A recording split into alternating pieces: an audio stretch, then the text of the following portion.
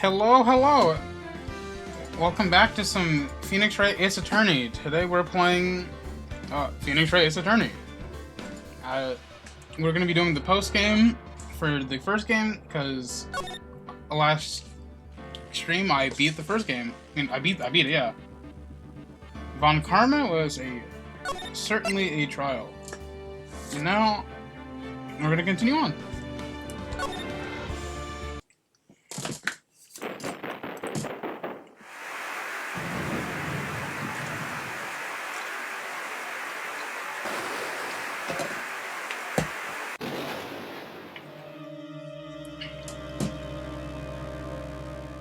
So, I'm guessing this post-game trial involves 2 murders.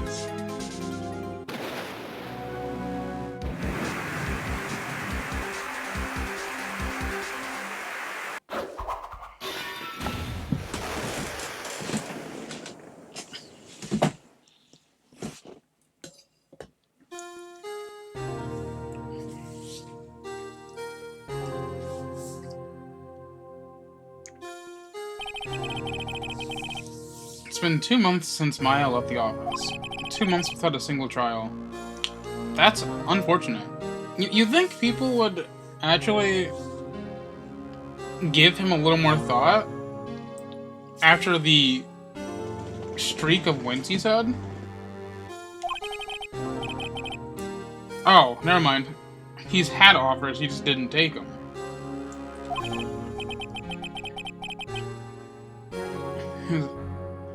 It's like, I've had offers, didn't take any. That is, until the day that girl showed up. Post-game to arrest the plant? No, the plant is a good person. Charles, my beloved, we would never. February 22nd. Yeah, it's been 2 months, right? Why do I come here to the office every day? It's not like I want to work. There you are, finally. Who are you? Who are you? Who are you? Where have you been? My sister's trial's tomorrow.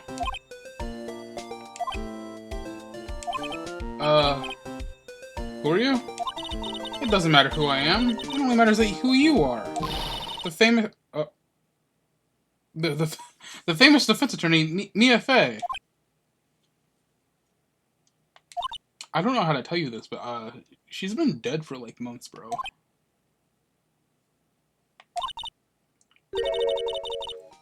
Oh, you're not Mia Fey, are you? I'm sorry, but Miss Mia Fey no longer works here. So you are the coffee boy?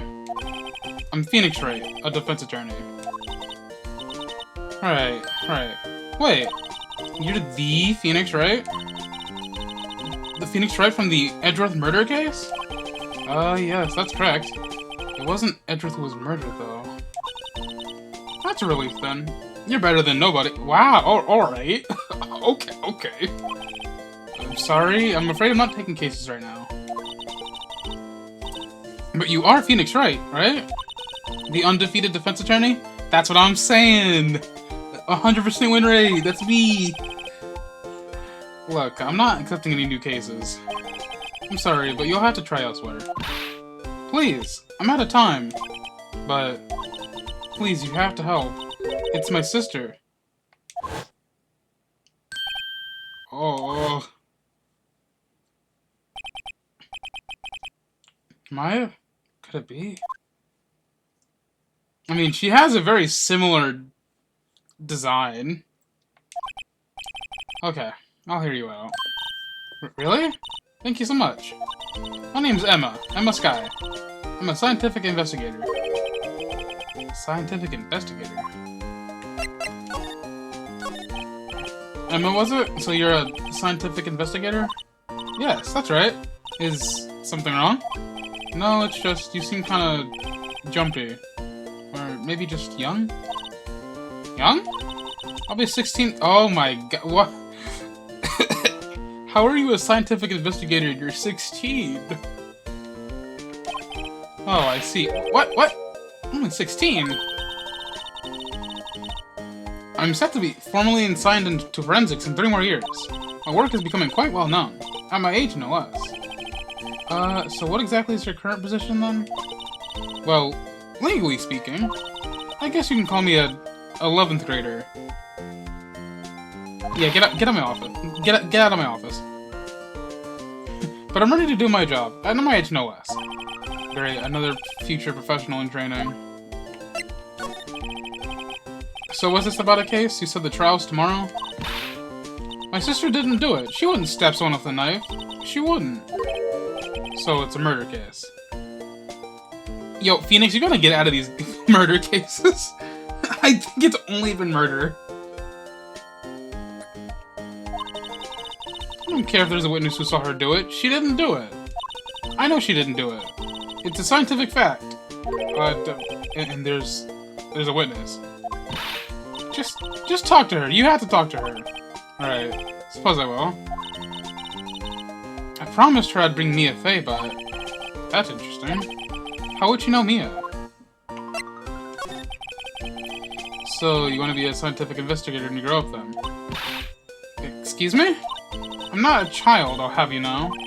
Still, it's good to have a goal, albeit a very unusual one. I believe investigation should be done scientifically. Don't you? Yeah. Sure can't fault her for a lack of enthusiasm. If this case is handled scientifically, I'm sure my sister's name will be cleared. Your sister? I've been doing research, you know. I'm developing a new scientific method of case investigation. How? How? I'll show you when I'm done. I'm looking forward to it. Get Shauna to get to the detention center and talk to her sister. My sister asked for Mia specifically. This Mia Fey person was a few years below her in school. So they went to the same school, huh? She always told me to go to Mia if I ever needed a defense attorney. And, well, I need one. Incidentally, Mia is a woman. Now that you mention it, I guess it is more of a woman's name than a man's. I mean, yeah. Well, it's nice to help your sister out like this. You must be close. Well, actually, when she gets like she is now, I kinda hate her. Oh, okay. Huh? But she's my only family. Your only family? What about your parents? What are those? They died in a car accident when I was little.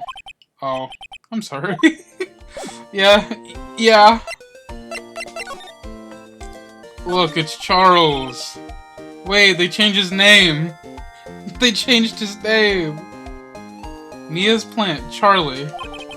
I've been taking care of him in Maya's absence. There's a poster of the Steel Samurai on the wall. Maya stuck it up here on the day she left. I didn't have the heart to take it down. I do sometimes get strange looks from the clients, though. Yeah, I figured, I guess. Oh, lawyer. I'm a lawyer. I'm a lawyer. Can't believe he changed his name, sign of a guilty lead. No. Charles the Charlie is innocent. See, this is my attorney badge. Ah, well, I've never seen a real one before. You're the first one who's actually been interested in mine, believe me. Its composition is mostly silver. The gold plating is flaking a bit. She analyzed it scientifically. There doesn't appear to be any corrosion due to sulfates. I'll give you... No! I'll give you $50 for it. Sorry, but it's not for sale. Yet. Alright. Crazy how that worked. Detention center. We love going to the detention center. Wonder what's wrong with Emma. She got quiet all of a sudden as soon as we arrived. Guard, I thought I told you you didn't want visitors. Sorry, ma'am, it's just your sister. No excuses. Or did you not want a raise? Oh. Or did you not want a raise this year? Understood, ma'am. What was that all about?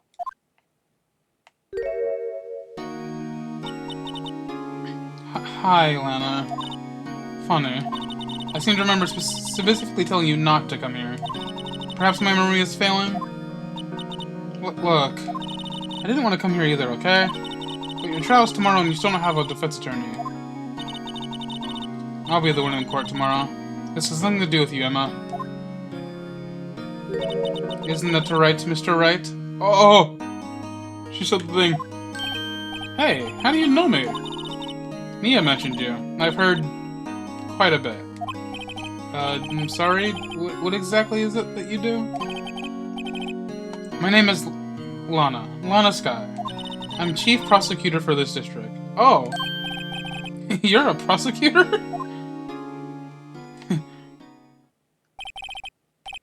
Two sisters, one a lawyer. Could this be a coincidence? Emma, Lana, I mean, they're just like... Wow! Is something wrong, Mr. Wright? So about that case. So there's something you should know from the start. Which is? The suspect in this case has confessed to the crime. Huh? Wait, but the suspect is... me. I did it. Well, Mr. Wright? Well, why don't you begin by telling me exactly what happened? The crime took place yesterday, February 21st, at 5:15 p.m. That's quite specific. It was in the witness's disposition. A witness clearly saw me committing the crime. My, that's a bit of bad luck, huh? The crime took place in the underground parking lot at the prosecutor's office. The body was found in the trunk of my subordinate's car. The prosecutor's office, huh? In your subordinate's car trunk. Classy. I was arrested on the spot, caught red-handed, as it were. Well, that's just great. So who's the victim? An investigator with the police department. Suppose the correct term is detective. Detective? Death was due to a loss of blood. He was stabbed once in the stomach. By... you?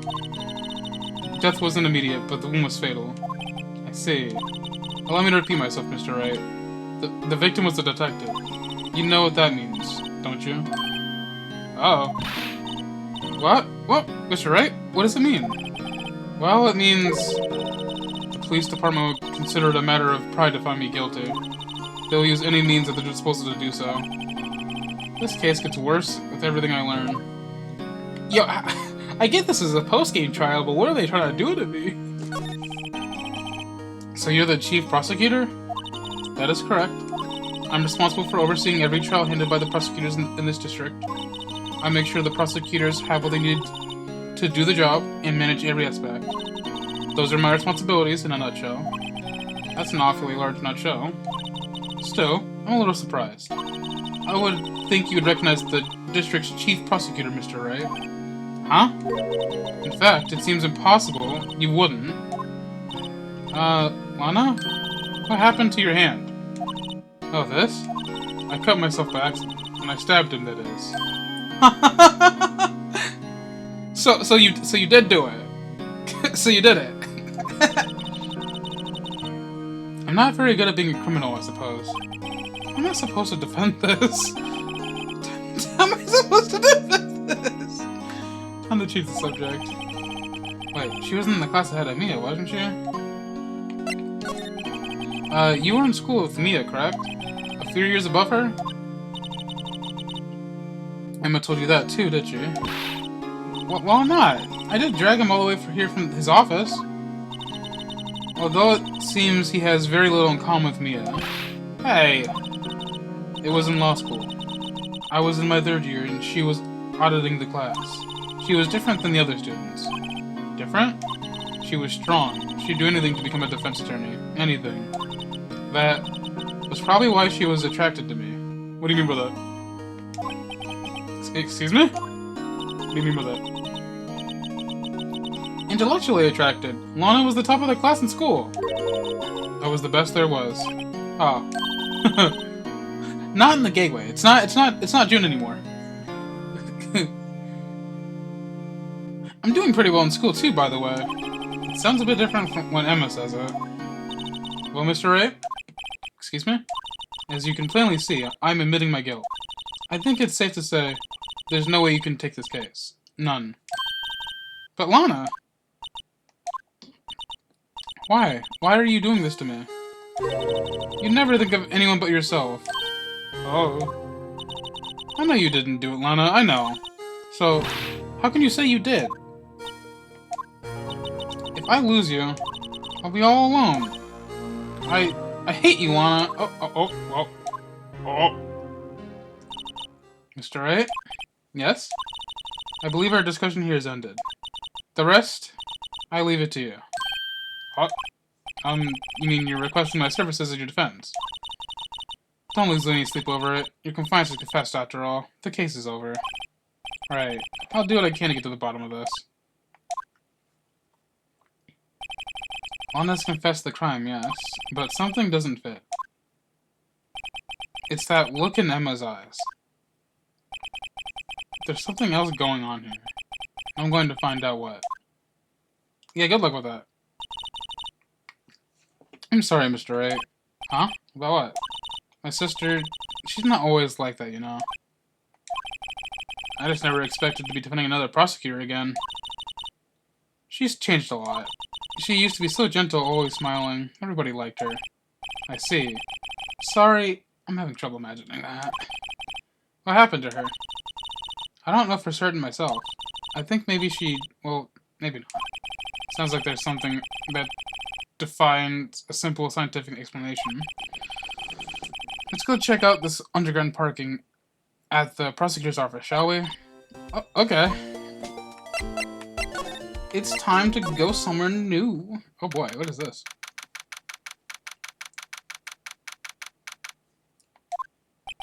So this is the lot where it all happened? Looks like they're still investigating. Only that my first visit to the prosecutor's office should be like this. Hey everyone, keep up the good work! Hey, what are you thinking? Well, they are going to be my coworkers 3 years from now, after all. No harm in saying hello. Actually, there is. You know attorneys aren't supposed to examine crime scenes. I'm trying not to stand out too much here, see? Hey there. Expecting to go unnoticed here, partner? Partner? Oh! Who are you? What do we have here? Looks like a bambino got loose from the ranch and is up to no good. Folks gotta learn to keep them doggies tied down, partner. He does have a hat. He is the hat man. Mr. Marshall? Marshall? Looks more like a sheriff to me. Looky here, Bambina. I know how you feel. But this is my game's gold strike, see? Strike? This is our claim, our territory, with a mother load of evidence. If you're fixing to mess with what's ours, you'll regret it, partner. You know what dreams out of cacti out in the desert? Oh, you want to? What is this guy talking? What is he talking about? He's drinking on the job! You head along home now. Happy trails, Bambina. Dog, what the fuck was that? Was that a hombre, a friend of yours? He's got a hat, he's allowed? Yeah, sure, I'm sure he's allowed, but like... Yo, what did he just say to me? Kinda, sorta, yeah. He's a detective. Who thinks he's a sheriff from the Wild West, it seems. Yeah, start examining. Look, a door. This must mean something. I'm not sure that doors mean anything. No, it won't open. A mysterious lock. I fail to see what's mysterious about it. Mr. Wright, you need to learn to enjoy life more. Let's finish our investigation first, shall we? Ladder. Aha! A ladder. That's a step ladder. What's the difference? In scientific terms, please. Scientific? Huh? Look at the basic nature of things, Mr. Wright. This all seems so horribly familiar somehow. You know, I can't say anything because I don't know the difference between them either. Here, a phone. Let's see if it works. Hey, don't touch. We don't need to be touching. I can't hear anything. My ears. No, my ears. Maybe it's due to the barotometric pressure. What is she talking about? Hey, what did you just say? See, you can hear just fine. The phone's broken. Barrels. An oil drum. Looks like it's filled with water. It's heavy. I can't even budge it. The drum over there is on its side. Wait, I know. I'll hide in here and do a stakeout. What are you talking about? I think you'll probably just get arrested. In fact, you might even need to hide in the drum to get arrested. What? I'm not suspicious. Yeah, you are. This wall is in our way. It's got a faucet for water. Wait, I know. This wall is merely a facade, hiding the truth. This is no wall, but a water tank. I fail to see how it makes any difference either way.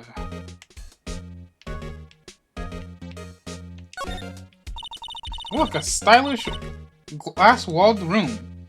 Very nice. You can see the whole parking lot from in there. It says security. Perhaps it's a cafe. What? What? Cafe security. Yeah, that must be it. Let's check it out later. I hate to break it to you. I think it's probably just a security guard office. You know, I scored a 97 on my science test the other day. Too bad they don't have a test for common sense.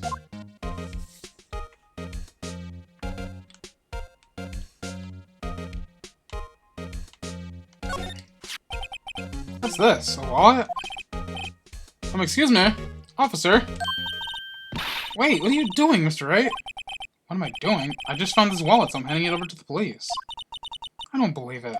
This is real basic. Anything in a crime scene is evidence. Let's be scientific about this, please. Just put it in your pocket. Yeah, let's take someone's wallet. How is that scientific? It sounds like theft to me. I'm called to duty already at my tender age. Here, I'll teach you the trick to examining evidence in detail, okay? By the way, her eyes are sparkling. I can tell she's been waiting for this.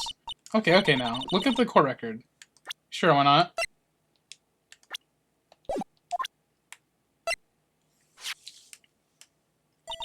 You have to be sure to examine evidence carefully on all sides. Now, let's start with examining from every angle. This is new. This is new. Oh, look. I think there might be a clue here. You should check it out with a press of enter.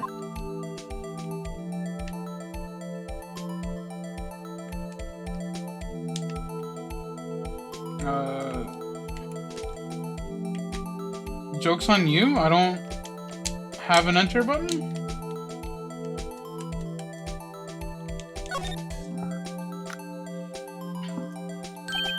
This is an ID card. Sergeant Bruce Goodman, ID... I'm not remembering that. See? Well, isn't scientific investigation useful? I guess, though I don't see what science has to do with it.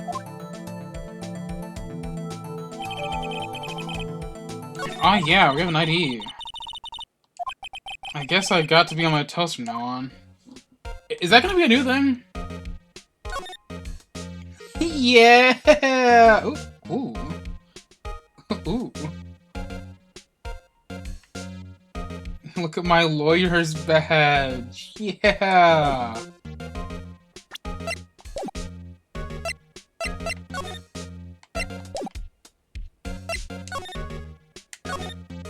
Oh, there's more over here.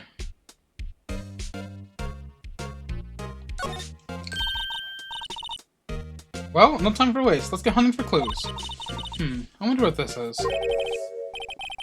Oh god, it's him again.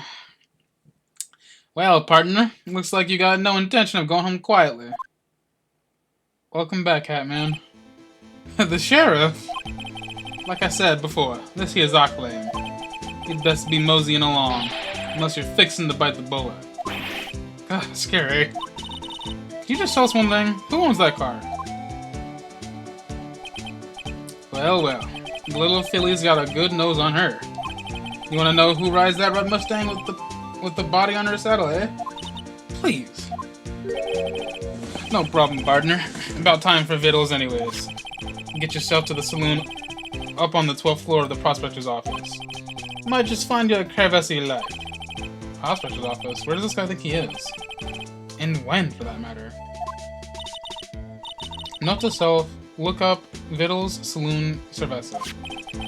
Maybe we should check out room 1202, the High Prosecutor's Office. In any case, stay away from the car. You can look around here all you like, just keep your paws off the arc length. Right, great. Are you going nowhere? Great, maybe there are some clues around here, Mr. Wright. Let's check it out. Excuse me. Were you two all set? Us? Oh, Lord. What's this? She couldn't be. You're selling lunches? Here? This is a crime scene.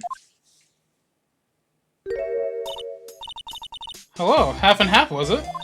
Oh, thanks. And you, sir? Yes? Some crunchy goodness coming at you? Thanks. I'm just trying to do business. This area is off limits to anyone without clearance, especially passerbys. Or are you officers? No, but you don't exactly look like the type to have clearance. Well, that's hardly a way to greet someone. Even if my days are cough-up cleaner are over. What?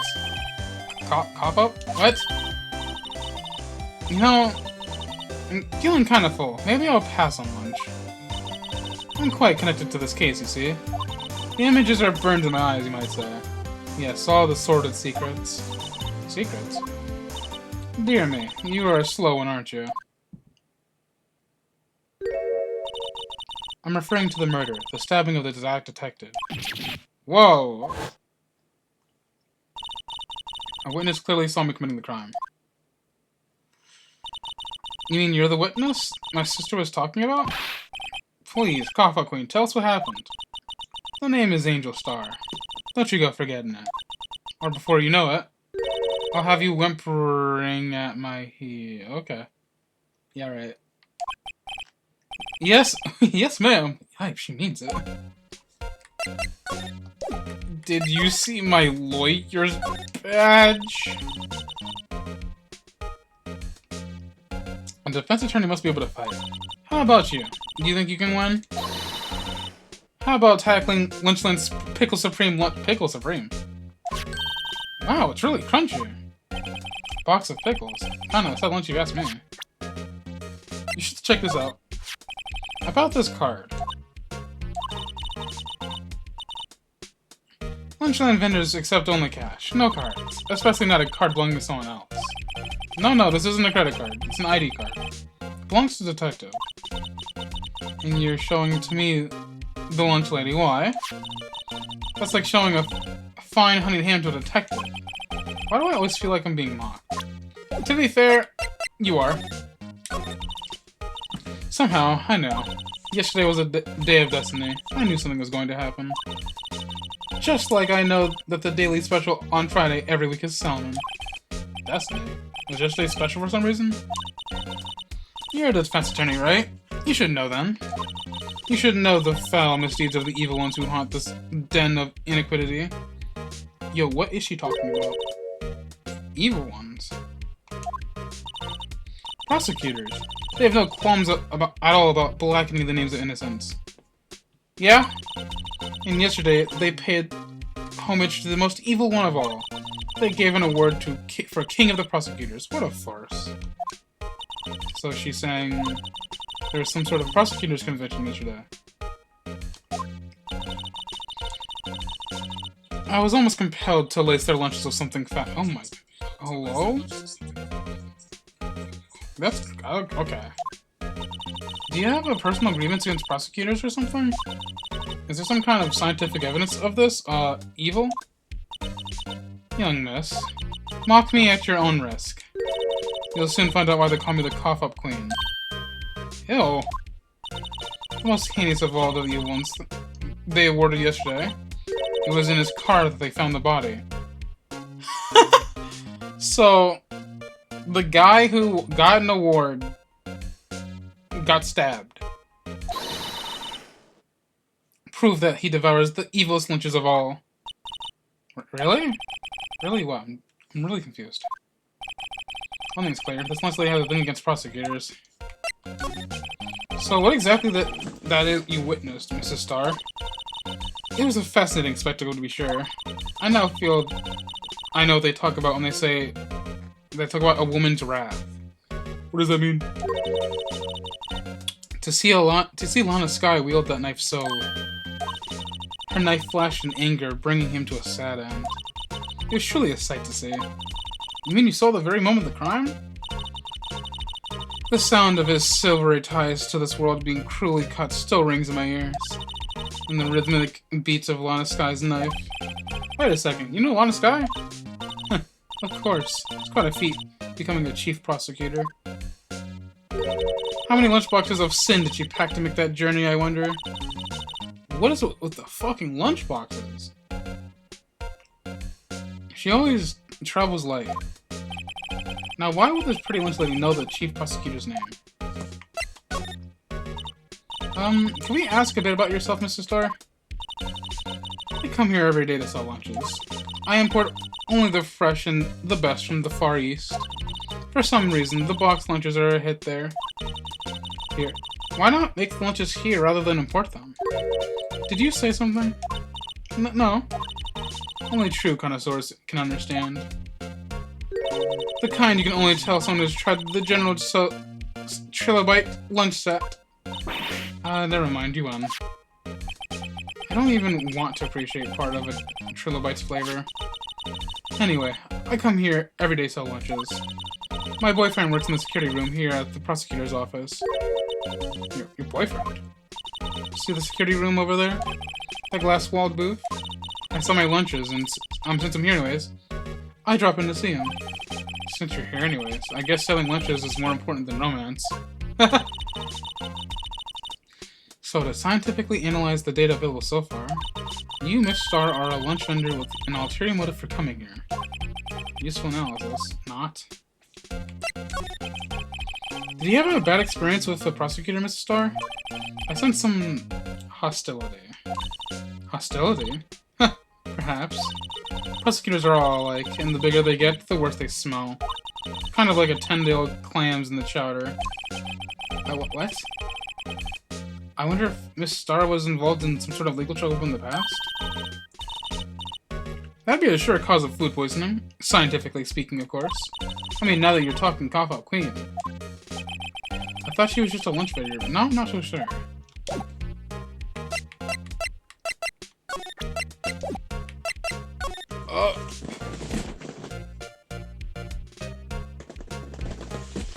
Thank you for joining stream, Phoenix Wright.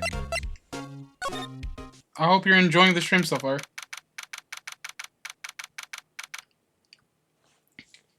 February. High Prosecutor's Office.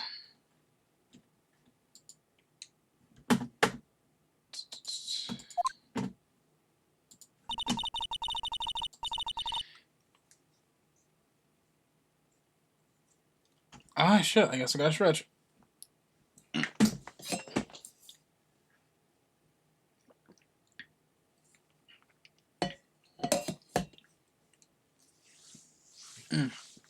Thank you for the hydrate and stretch. Visual novels make me talk a lot, so that is definitely needed.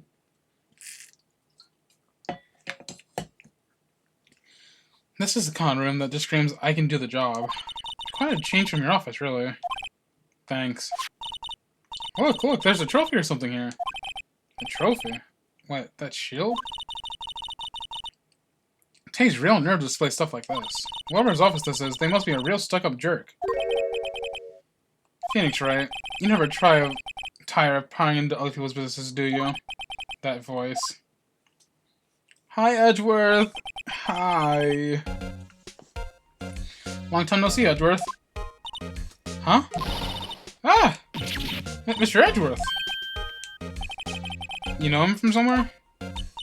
Of course. I'm his biggest fan. Huh? This guy got fans?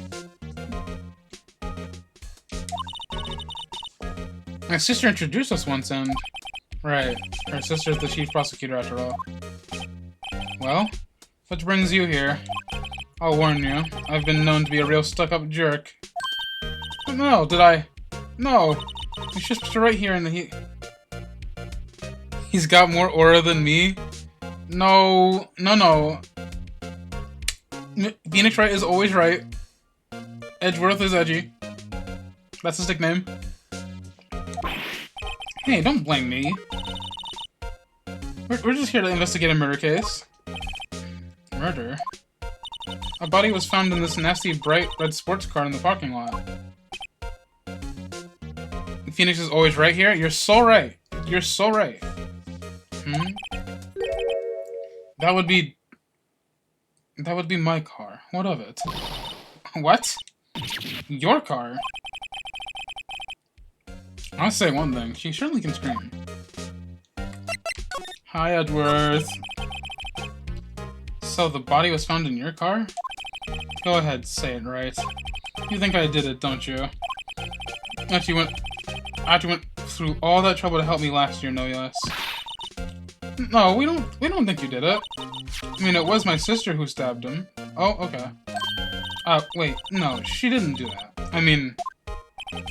Wait. So you're the chief prosecutor's little sister, then? Yes, sir. I'm a Sky. It's nice to meet you again.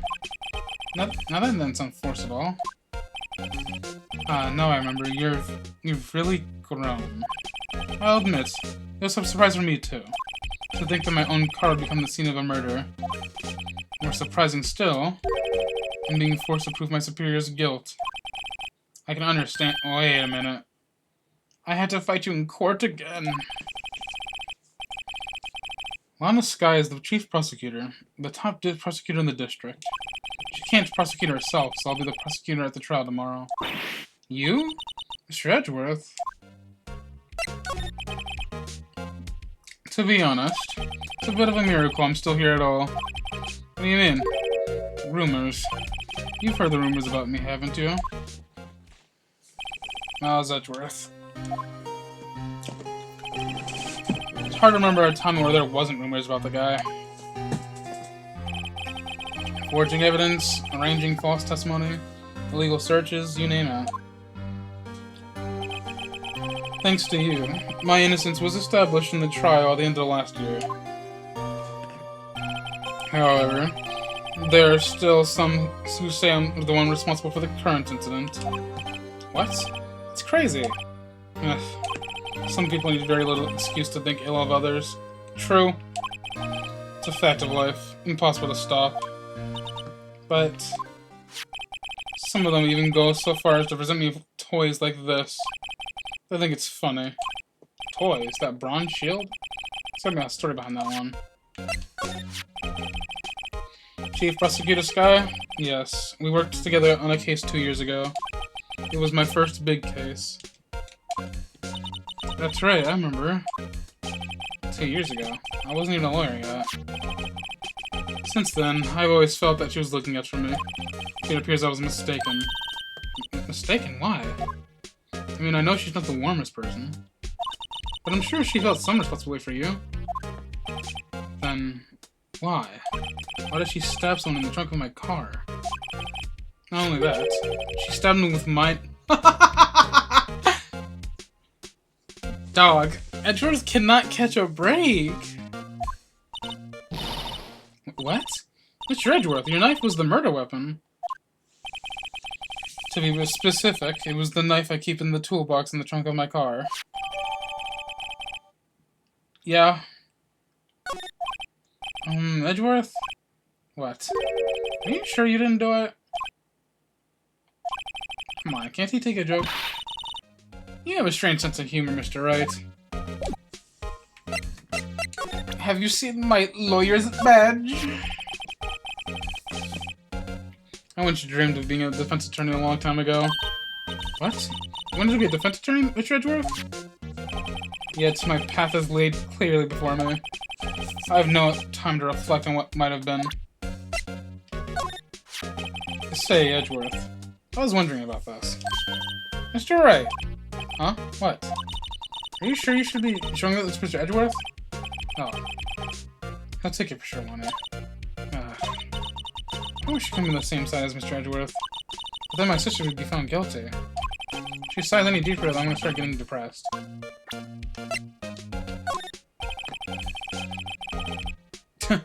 It's against my policy to discuss evidence with the defense, especially with you.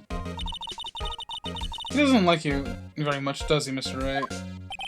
Nah, that's Edgeworth, it's never personal. It's all about winning tomorrow. Excuse me, Edgeworth, I'm gonna go look at your room now. I've been wondering, what the heck is this? It has a big K on it. Prosecutors. Huh? What's that? It's the King of Prosecutors trophy. The King of Prosecutors? It's a great honor. They send that shield to the best prosecutor each year. What? So?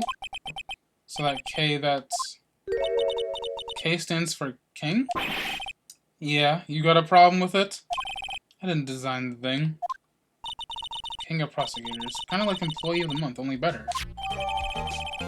Ooh, thanks.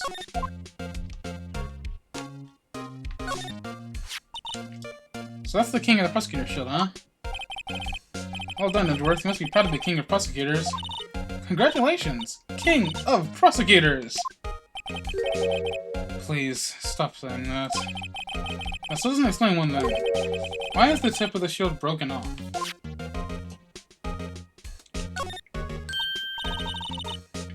Wow. This jacket is even lacier than his usual ones. This must be his lucky trial jacket. Lucky jacket, right. I've never seen him wear it. I'm sure there's a story behind why it's in a frame. Maybe I'll be naughty and take a picture. She's getting way too excited about this. He's in the room! My, what an amazing bouquet. Just the right for Mr. Edgeworth. No kidding. Hey, there's a card on it. Back from the dead Wendy. Wendy? I've heard that name somewhere before. Besides it, a giant steel samurai. Oh, it's a Wendy old bag. Oh, that's right, she found him cute. I remember that. Wow, I want one. Huh? There's something written on the bottom of his foot. Between a rock and a hard place, Wendy. Oh shit, it's not Maya. Yeah, I don't know. I don't really know who she is. All I know is that I recognize her from, like, the future games. Like, is she from the Apollo series? Wendy? Is she Mr. Edgeworth's fiancé? No. No. No, I don't think so. Okay, so she is from Apollo Justice. That's cool. Whoa, what a view! It must be nice to have an office on the 12th floor. I guess you would feel important. Incidentally, were you to jump out this window? The time until impact with the ground would be... Got it. Approximately 3.23 seconds. That's very precise. That's handy to know if I ever want to jump. My work desk. It's quite tidy as one might expect. What a nice desk. Easy to use and easy on the eyes. It's polished so well I can see my own reflection. Why did you just... Phoenix? Strange. Why did I just picture Detective Limcho? Maybe I'll take that name plaque as a souvenir. No? Don't. I'll sue you. What is it with people that are with Phoenix Wright and they just take stuff? Ooh, cute. What a pretty tea set. I go more for the instant tea bags myself. Wrong. Wrong answer. Amazing. The jar below is filled with packets of tea leaves. They're all sorted by place of origin and flavor. Look at this royal blend. What an exquisitely splendid concoction. If the owner isn't here, it's mine now. You're in somebody's room. That doesn't work. If it was public, sure. You can't do that. You can't say that logic in someone's room. Well, these are all case files? They're stacked up to the ceiling. There's even a ladder. Odd. Yes, it does? No. You can't just take other people's things. I thought Edgeworth wasn't good with heights. He must have someone get them for him. Yo, can we stop thinking about Gumshoe? You must study these case reports so closely. He's so cool. You wouldn't say that if you saw him sweating bullets up on that ladder.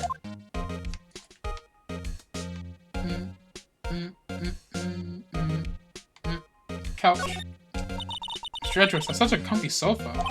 Sofas like this make me want to curl up and take a nap. You took Chris's ice. Yes, you did take Chris's ice, but he gave that to you willingly. His parents, the owner of the ice, wasn't there. That's a different case because he was given administrative access to the house. So, he used his admin rights to give you ice. That's a bit different than having no rights and then taking anyways. I bet he pours over his case files here until the wee hours of the morning. Then he takes off his jacket, rolls up his sleeves, and goes to sleep using his arms as a pillow. I don't believe it. She's actually daydreaming about Edgeworth working. I bet in the morning he has sofa hair and little creases in his cheek from the seams. He's so cool. Sofa hair is cool? Maybe. Yummy ice? The ice was good. I don't think it was good enough to warrant devouring the entire case of ice. Hey, a chessboard. I'm not too up on my chest, but it looks like blue's a bit in a tight spot. Not the edge glazing? Yeah, no, she's been glazing Edgeworth this entire time I've been in his room. The red knights have surrounded the blue pawn. Huh? Those horses are mounted knights. Their swords have really sharp edges. And check out that poor pawn. His head is kind of spiky. Kind of reminds me of you. Mr. Edgeworth must be an avid chess player. What's wrong, Mr. Wright? Edges surrounding a pawn with spiky hair. Nah, it's not like that. Surely it's not like that, right?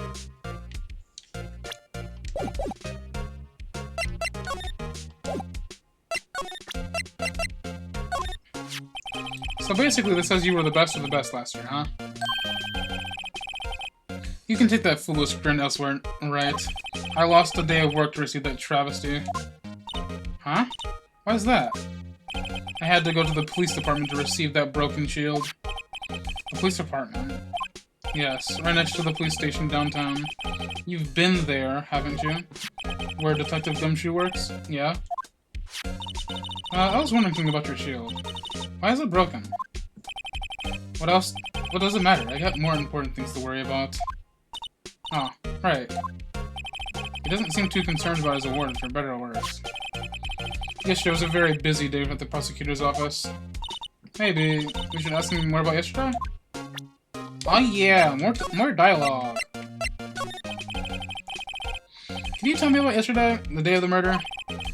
Yesterday was the annual cleaning day at the prosecutor's office. Cleaning day? Working with the police department, we sort and file all evidence for solved cases. We call it evidence transferal. Wiping your hands of old cases, in other words. Oh, and another thing. A ceremony was held at the police department. There's annual review and awards for outstanding police officers and prosecutors. Where's Maya? At the end of the last trial, which was the ending of the game, she said she felt pretty useless because she didn't really get to do much during the Edgeworth's trial. So she went back to her home to do spirit medium training again. And at the end of the game, we saw her leave go on the train. And that's when you got this shield? I was at the police department yesterday afternoon. I got back here at 5:12. Oh, she went to law school? I think she went to medium school. That's very precise. People like myself and Mr. Edgeworth pride ourselves on our precision, Mr. Wright. No, I put little faith in my memory. The only thing I trust is solid evidence. Should we be adding this to the court record? This is the parking stuff on the underground lot. The murder took place around 5:15. So the murder happened right after you got back. What, right? I'd appreciate it if you direct that suspicious glare elsewhere. Hi there. Excuse me, but is Mr. Edgeworth anywhere on the premise? I'm Edgeworth. What is it? I'm here, sir, at the arrest of the chief, sir. I've got your report, sir. Report? What? Did you find new evidence in the case against Chief Prosecutor Sky? I don't like the way this conversation is going at all. Sky, sir? No, sir. Not name of that kind, sir. Not in this report, sir. I think I just heard Edgeworth's lid blow. I'm sure Edgeworth's lid isn't on very tight, is it? I made a clear request to the police department, did I not? I need to focus on the trial tomorrow, so don't bring me anything unrelated. Sir! But sir! I'm just following orders, sir! They told me to bring this to you. I wasn't aware of the particulars of your arrangement with us, sir. Give me your name. Yes. Meekins, sir. Officer Meekins. Alright, Officer Meekins. Take your report and leave. And good luck with that raise next month. What is it with you people and threatening people to not get raises? But sir, I didn't know. Poor guy, looks like he was absent on the day they gave out brains good luck. Not my money is correct, bro. He had nothing to do with it. Right. Yes, sir? God, he caught me off guard. As you can see, I'm busy. You may leave now. That's what he says, Mr. Wright. The victim was the detective from the same department as the patrolman just now. Go down to the police department. You can ask him more there. Thanks. He seems to have finally calmed down, at least. You know, for a guy who told me, like, not even a couple minutes ago that he doesn't talk to defense lawyers, he sure did give me a lot of info. Hey, look at the murder weapon. Could you look at this? You? Yes? You said you wanted some hot tea, right? No, but thanks. We must have the brew leaves for a long time to get sugar like this. We pre-infuse the leaves with steam before brewing. I knew it, so that's the secret to their aroma. Exquisite. The only thing I'm smelling here is wasted time. Hey, look at this!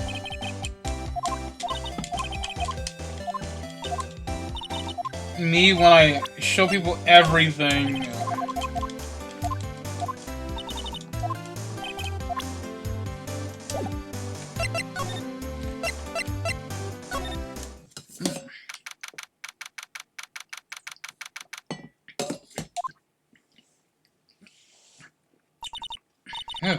We're finally here. Why would they put the police department so far away from the prosecutor's office? Beats me. That took almost 30 minutes by taxi, and the traffic isn't even that bad. Oh, God. The police department, huh? I've only been to the criminals affair next door. Huh? Hold on, what's that? It's the fucking... It's the fucking mascot, bro. Disturbing. Why does it undulate like that? Oh, wait, I know. This is Blue Badger. We're trying to make him the police mascot. Oh, Mr. Wright, you should know all about the police. Still, he does seem familiar somehow. Forget the Blue Badger. Who's that next to him? Someone appears to be dancing with the Blue Badger. Uh-oh. He noticed me. He sure is running over here fast. Hey, pal. What do you think you're doing here? That's my line, Detective Gumshoe. Specifically, why are you dancing over there? What? Well, at least he doesn't seem to be busy. This is our chance to get information. Hey! I'll have you know I'm a very busy man, pal. How's it going, bro? I'll give you one word of advice, pal. You better not agree to defend the suspect in this case. Why not? Huh? Well, she said the prosecutor confessed to the crime. She says she summoned the detective to the prosecutor's office and she killed him. But what if she's not telling the truth? Yes, well, no. Come on, pal. There's plenty of evidence against her. But what if the evidence was faked? Hey, pal. Can I speak to you for a second? Huh? Me? Why is the little girl so peeved at me? She's a relative of the suspect. She's Lana's guy's sister. Whoa, the chief prosecutor's little sister? Just please investigate this case carefully, okay? Scientifically. Yes, sir. Oh. Yes, sir. That is a woman. Yes, sir. Oh, by the way, you might want to keep your voices down. You don't want to be overheard using words like faked. Huh? It's just sensitive issue with us these days. So, what are you doing here, Detective Gumshoe? Me? Oh, well, nothing, really. They kicked me out of the criminal affair. Oh! Detective Gumshoe, what did you do this time? What do you mean, this time? And what happened? I know things are busy right now. I mean, with my sister's case and all. It's true. We never had a chief prosecutor murder anyone before. Only the highest ranked people are being let into the criminal affairs now. The lowest ranking guy in our there is the chief of detectives. We're not letting any of us rank and file detectives in at all. None of you. I know this is an important trial, but isn't that a little odd? So anyway, I thought I'd spend the day getting to know the Badger dance down bad. Isn't there anything else we can do? The chief of police himself is directing this investigation, pal. An officer marshal was assigned to the underground parking lot. Officer marshal? It's him, the Hat Man. Now that I think about it, Emma did seem to know that marshal guy. Patrolman in charge of this crime scene. It's an unheard of, pal. Lawyer's badge. Detective. Here's my attorney's badge. You show this to me every time we meet, pal. Real men show their police badge. Enough said. I wish I had a badge. Even an ID card would be nice.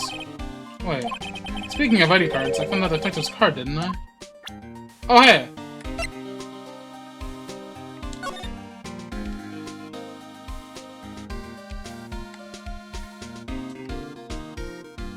I see 300%. That's very blurry. Sergeant Bruce Goodman, ID 5. Oh, I can zoom in. Yeah, I'm not gonna look for too farther than that. Detective Gumshoe, what can you tell me about this? Huh? Hey, pal. This is the detective's ID card. You can't just keep that. You have to turn into the police. It's people like you that get me into so much trouble all the time. Meaning Detective Gumshoe must drop his card a lot. Let's see. Bruce Goodman. Goodman. Sounds familiar. Nah, my mistake. But didn't you work together with him in the criminal affairs? Whoa! I remember. Bruce Goodman. He's the victim. That's what I thought. Can you tell us more, Detective Gumshoe? Here's a knife. Found in Miss Edgeworth's car, stabbed with Mr. Edgeworth's knife, huh? What would drive Chief Prosecutor Scott to do such a thing? Wait, I mean, sure, someone else probably did it. Someone who must have had a grudge against Mr. Edgeworth. The card and the knife do seem a little too well organized to be a coincidence. Poor Mr. Edgeworth. What could have happened? I have to find out a little more about what's going on with Edgeworth. Hey, that's it! That's the King of the Prosecutors Award that Mr. Edgeworth got yesterday. Were you at the award ceremony, Detective Gumshoe? Of course, pal. I got an award for my diligence himself. Ah, congratulations. I was wondering, why is the award a shield? And why is it broken? Oh, there's a reason. I'll tell you what it is later. Apparently he's forgotten. But I was proud of Mr. Edgeworth for winning that award. Even with all the naysayers in the prosecutor's office. Naysayers? That's because of the rumors.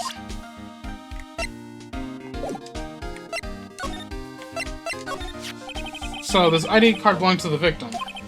It's a detective like myself, pal. Detective Bruce Goodman. Don't you think it's strange? I mean, why would the victim's ID card be lying on the ground where we found it? Well, Detective Goodman should have been at the police department yesterday. There was evidence transfer for a case he handled 2 years ago. evidence transferal. Mr. Edgeworth mentioned that too. But Detective Goodman was killed at the prosecutor's office. Well, that's the thing. It's hard to say this, but word is that Chief Prosecutor Sky called him out there to the parking lot. And Lana's confessing as much? He's in a tough spot again. Again. Merry Christmas.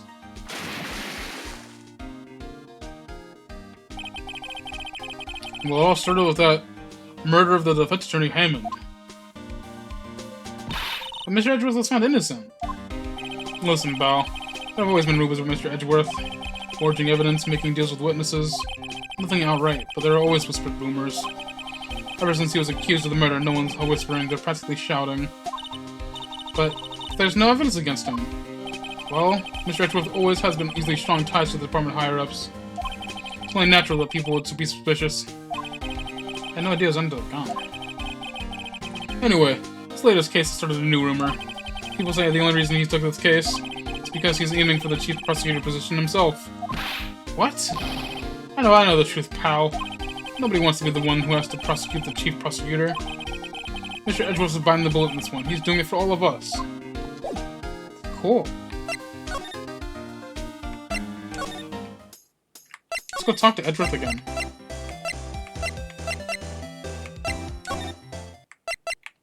Oh, where'd he go? Where'd he go, bro?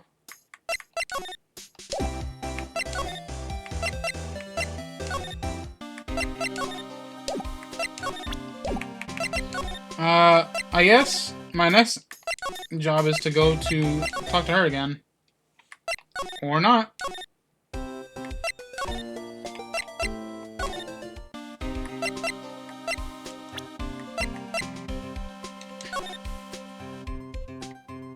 Now, why is there blood still on it? It's supposed to be the victim's blood, right? Either that, or Edgeworth cut himself peeling an apple.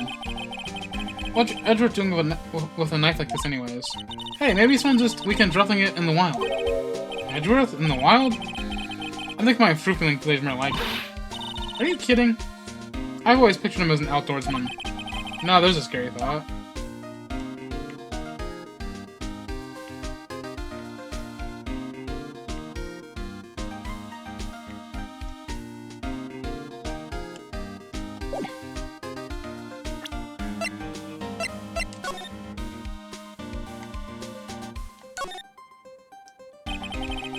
Name ID number, Goodman. I wonder why they only use IDs for numbers for IDs. What else will they use? Letters, silly.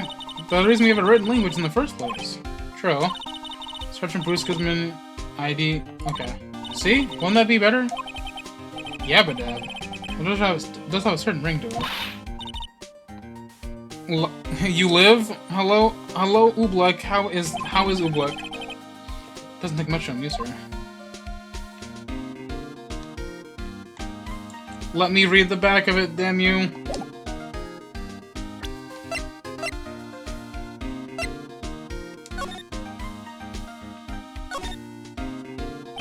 Miles Edgeworth, 5/12. This is dated the day of the crime. The murder took place 30 minutes after Edgeworth parked his car. Only he was held up a couple extra lights. Kill. Now I go back to Halo. Well, explode. Say my name, streamer. What if I didn't? What if I didn't say your name? How would you feel? Perhaps. Just goes to show you never know what will happen when you run into a yellow light.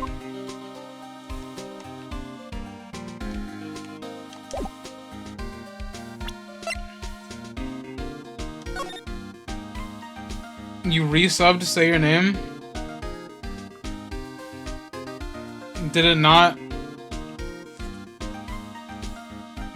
say anything?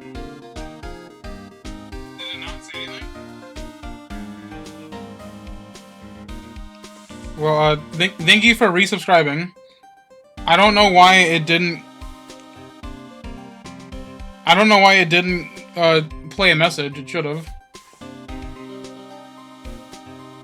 It It might be because you didn't get the message that says notify people of your resub. That might be what it is. But thank you for resubscribing. You're very cool and friend. See, there it is.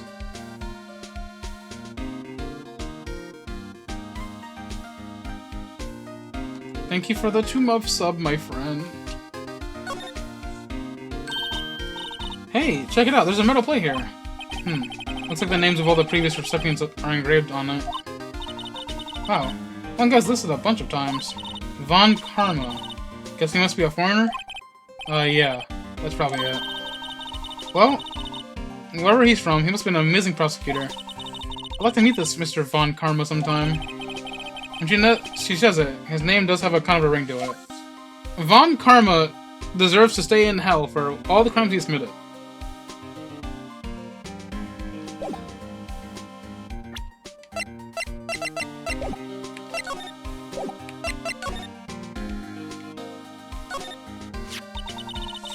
I was wondering about that. What? The Denting Blue Badger? That's my masterpiece. Why are we playing it again? You made this Detective Gumshoe? The chief truly got some designs I just might think, pal. Nice work. It's battery powered, so it can go anywhere. There's no switch, so it can just dance until the batteries die. Poor Blue Badger. Faded to dance until he drops. Why? Why are you with a court record? And that's all I know about that. I'm not officially on the case, you know. Thank you. Why aren't you in the case, Detective Gumshoe? We met the guy who is. What was his name? The guy in the parking lot? That'd be Officer Marshall. He was appointed directly by the Chief of Police. Officer Marshall. Is he going to Wild West Sheriff or something? No. Jake Marshall is just a regular officer. From West LA. For a moment there, I wasn't sure. Look, pal. Let me try to make things a little easier for you. Show them this, and they'll let you examine the crime scene, maybe. Ooh. I'll be surprised if this gets sent anywhere. Just act like you're supposed to be there, and nobody will look at you twice, pal.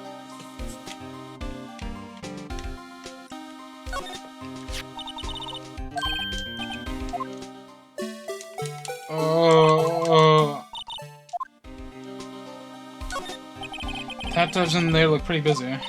Just imagine, right now, behind those doors, police drama and action. Somehow the thought feels to excite me. It excites me. I always get excited when I come to a police station. Why? Just feels like I've jumped into a movie. Huh? You know, with all the police and criminals. Well, I don't know if it's that exciting. Sure it is. Look at those 2 officers over there. They're probably talking about the latest bust. Funny.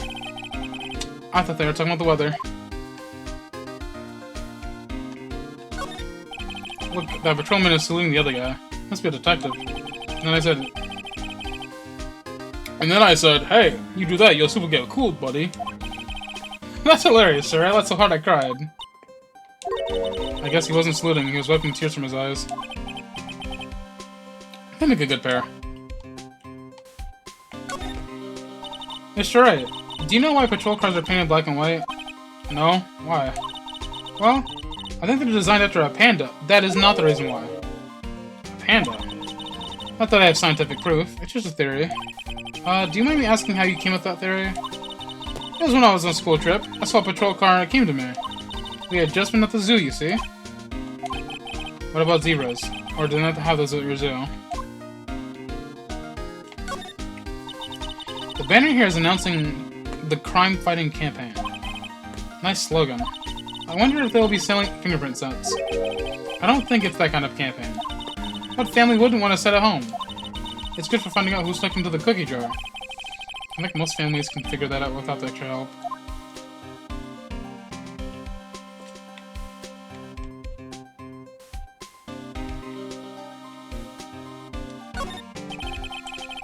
The usual wanted posters are hanging up on the bulletin board here. Do you know this face? If you do, dial 911. You know, Mr. Wright, I always thought it was kind of funny. I've never seen anyone who looked like the people in the posters.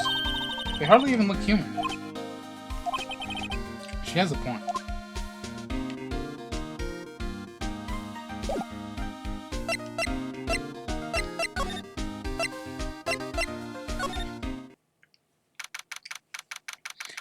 Oh, he's about to come back on screen, isn't he? Looks like the investigation is still going. I have to be getting back to the shop. Sorry, looks like I'll be stuck in this pit till his thumb sleeps. I'll see you in my dreams tonight then, baby. Oh. Still here? Hello. Why the surprised looks? Didn't I mention? I've got a boyfriend in criminal affairs, too. What happened to the security guard?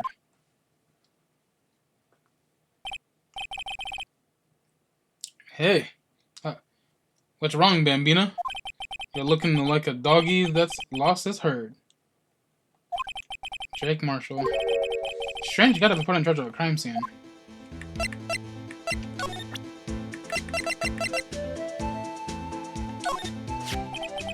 Would you mind reading this for me? What's this? I warn you, fan letters go right to the spittoon. It's a letter of introduction from Detective Gumshoe. May we investigate? Gumshoe? Ah, that old cow dog? He holding a birthday party or something? Huh?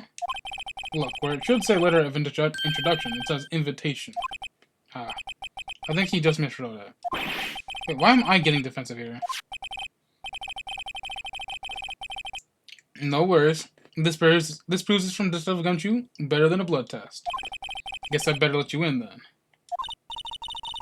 Thank you, Officer Marshall. That's right, he's a patrolman, not a detective. Which reminds me. Hey, wait a sec. Isn't a crime scene supposed to be handled by a detective or hire? Well, folks, the clues here. Call him. We all can do our gold strike. Be like the server. Strike out for lands unknown. Manifest destiny. Let's have a hootenanny. Note to self. Police investigations are like settling land. Well, Mr. Wright, what do you say? I say I won't be in this anymore. No! I should have looked at it first. I'll be right back during this ad break. Be right back.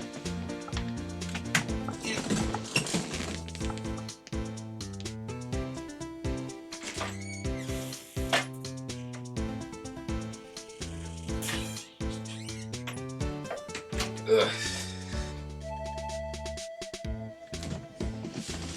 Okay, I'm done being back.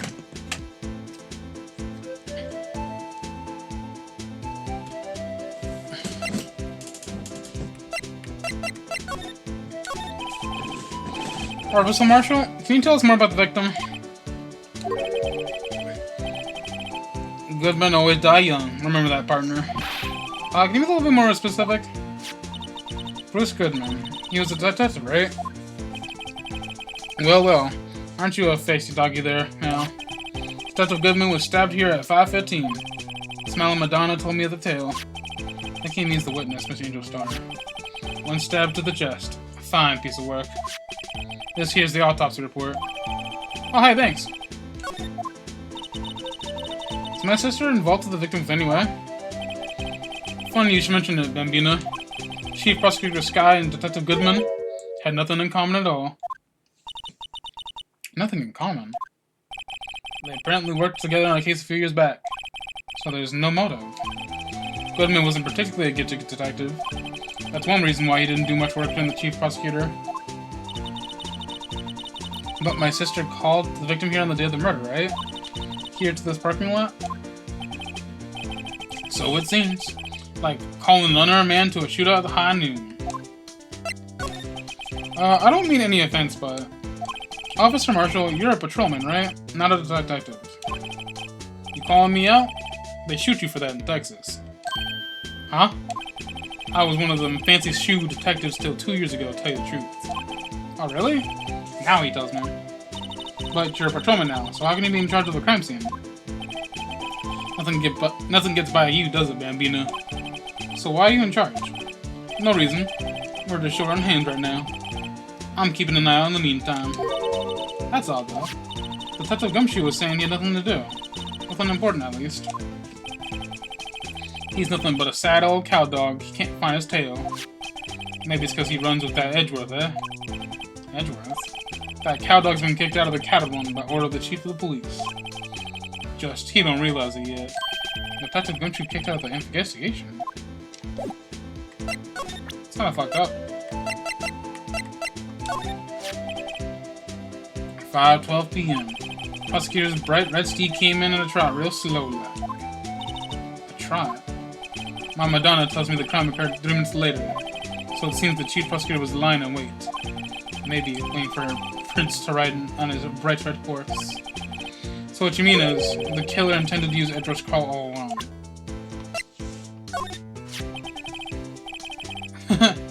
A toy shield suits the boy well. What exactly could you do with a shield like that? A toy knight, maybe? Officer Marshall, don't you have anything good to say about Mr. Edgeworth? You don't like him, right? We get the point. You know, when I was a detective, I got one of these. Let me guess. Did they have a king for king of detectives on it? Hey, they could use the same shield over and over. Note to self, the prosecutor's office and criminal affairs are surprisingly cheap. You know it. They've gotten cheaper with every passing year, I tell you. Murder weapon. Huh?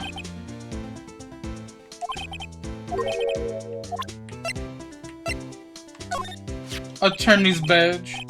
I see your badge. Looks pretty round. Our badge is a star, a lone star shining in the nighttime sky.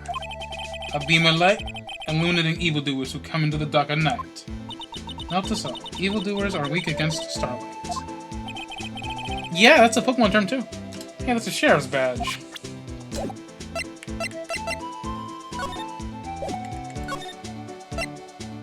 I'd like to examine the crime scene now. A block. This is reserved for prosecutors. Defense attorneys are relegated to the B block. I dream of the day where I'll be able to park my car here. I'll go over to the B block and buy my hamburgers from you, Mr. Wright. I'm not planning on giving up my job that soon.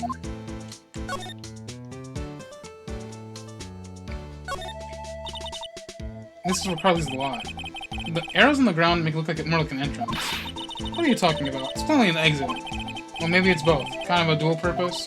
Aha! The theater relativity. What? I gotta write this down. Ah, hey, Mr. Wright. Maybe you know what... Was Mr. Relativity German, or was he British? Mr. Relativity? Are you sure that was his name? Oh.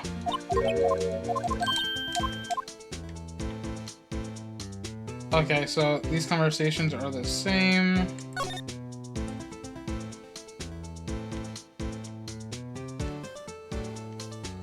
This motherfucker's theme is still playing.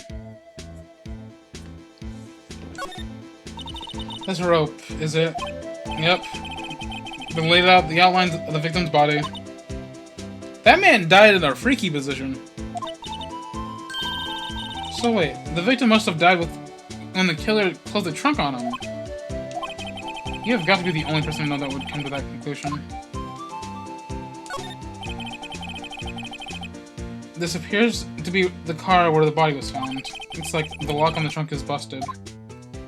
The crime took place in the underground parking lot in the prosecutor's office. The body was found in the trunk of my subordinate's car. Quite a luxury car. It just screams I have money to burn. Yeah, prosecutors get the big bucks. That's Edgeworth's car you're talking about. B block is through there. That's where the visitors park. I can see the Lunchland car over there, so far in the distance. Hey, you're right. I like the cute design on the door. You can see a cartoon cow munching down on a juicy-looking steak. Isn't that cannibalism?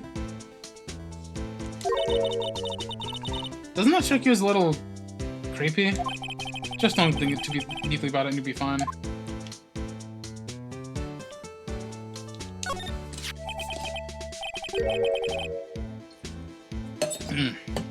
What's this? Looks like a note of some sort. Look, something's written on it. You're right. Let's see. 67S122. There's a name printed on the paper above that. Goodman. Maybe he fell off his pocket when he was killed. Well, so? What does it mean, Mr. Wright? How am I supposed to know? Not to self, for deductive reasoning, go to Edgeworth, not Wright. I'm sure Edgeworth wouldn't know what this means either.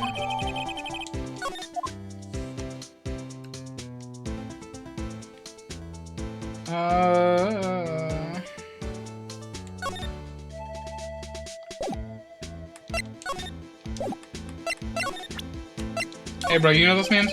Nope.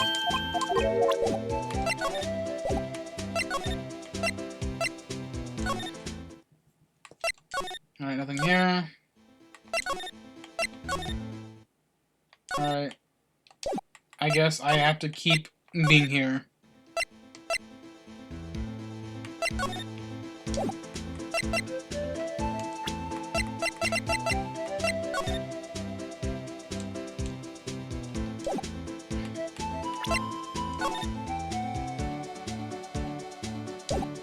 Man died at 36, that's sad.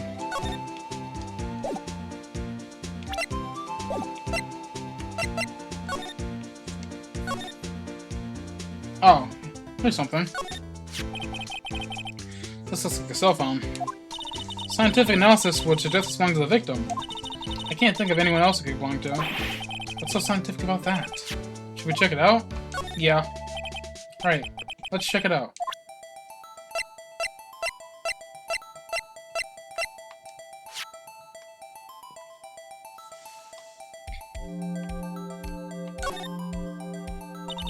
Man, what a boring strap. What's wrong with it? Everyone has different tastes, you know. Hey, check out mine. It's a pink princess strap. These are hard to come by, you know. I see that here's as popular as ever with kids.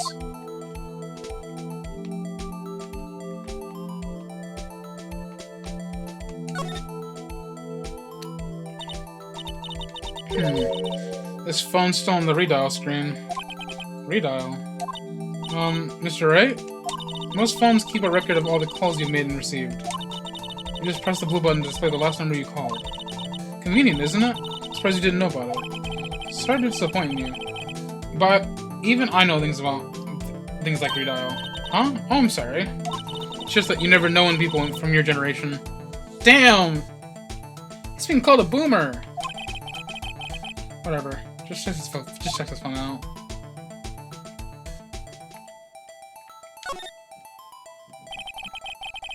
Now to see who the owner of this phone called last. He's old? No! Phoenix Wright is 24 years old. He's not old. In this game, at least the first one, he's 24. He's not old. I am older than Phoenix in this game. Are you calling me old? Note to self. A defense attorney doesn't think first, he just presses the button. Yeah? That's kind of fucked up. I can't even say anything in response to that.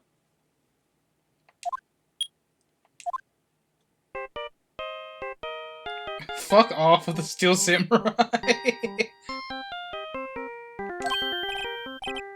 Hey, I know that song. Hey, what's going on over there? Oh, sorry. I see you, partner. You pressed redial on that phone there, didn't you? Oh, well, yeah. Whose phone is this, anyway? It's on the ground over here. Whose is it? That belongs to Chief Prosecutor Sky. What? It's my sister's. She apparently dropped it when she was taken into custody right after the crime. Look, the last call was made right when the murder occurred. Looks like she was fixing to call someone. Except she only spoke for a few seconds according to this. What did she call? No idea. Sorry, partner. Now I got a question for you, partner. I heard a phone ring just now.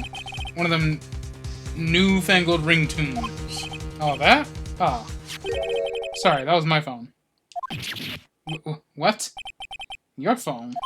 Yeah, it's kind of strange, but someone called me right as we picked up the other phone. A wrong number. I hope you're not lying. They'd shoot you for that in Texas, partner. Cool. Uh-oh, I've incited the wrath of the Lone Star Patrolman.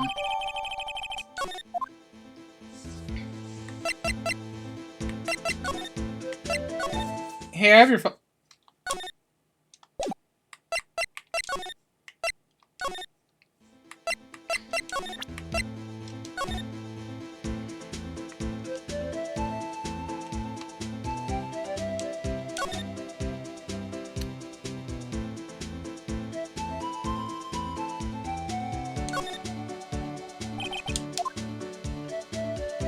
What's wrong? Look like I do in gym finals. I don't mind, it's nothing. Okay, so there's nothing to do here. So, there's no connection between Detective Goodman and my sister. That's correct, but there's a gold mine of evidence against her. And the prosecutors tomorrow is none other than Edgeworth himself. I'm afraid your sister's fate is decided, Bambina. My many condolences. Officer Marshall. Yeah, Bambina? How can you say that? You and my sister, you were... something between this cop and her sister that I don't know about? I apologize, Bambina. Something must have gotten to me. Maybe it's that dry wind that's blown through the prosecutor's office. Dry wind or ill will? Something's up with something here. Boo. Suspicions about Mr. Edgeworth have been flying around for about 2 years now. Forged evidence and ranging testimonies, you mean? He was unbeatable because he did whatever it took to win. Unbeatable, that is, until he met you. The rumors are just rumors, aren't they? There are prosecutors we're talking about. Evidence is everything to them. If you follow the rumors about Edgeworth to their source, you find one person. But they're off limits. Untouchable, you might say. One person? Who? Hate to say this, but it's your sister, Bambina. Chief Prosecutor Landeskine. What? My sister? Edgeworth couldn't wrestle all those cattle by himself. Some people load their guns with bullets, some people load them with deals. Oh, you're saying Edgeworth was making deals to win trials? Where there's gunshots, there's bound to be bullets. That's what the old-timers say. There's a big old secret hidden around here somewhere. Everyone knows it. Is that why Detective Gumtree was taking up the case? Did they target him because he was closest to Edgeworth? So, well, how are we doing, Mr. Wright? I guess we've got some clues. We have an autopsy report, enough from the victim and a cell phone. So you think we'll be okay? Well, the only thing bothering me is that Lana is confessing to the crime. She says she did it. No problem. I can guarantee that she's not the criminal. Oh, by the way, Emma? Yeah? I know that song that your phone plays when it rings. What?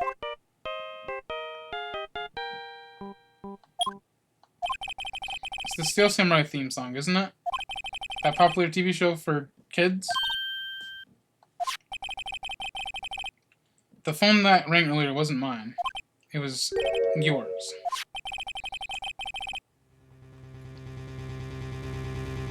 At 5:18, just after the murder took place, your sister called you, didn't she, Emma? I'm sorry. Can you tell me what you talked about? She hung up right away. I see.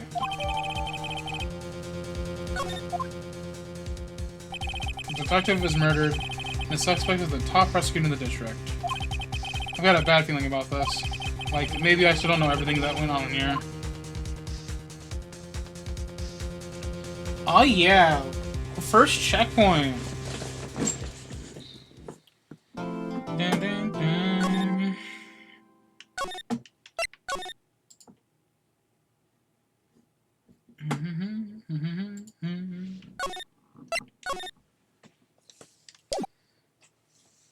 Are we in trial? Oh yes we are, we're about to hit trial.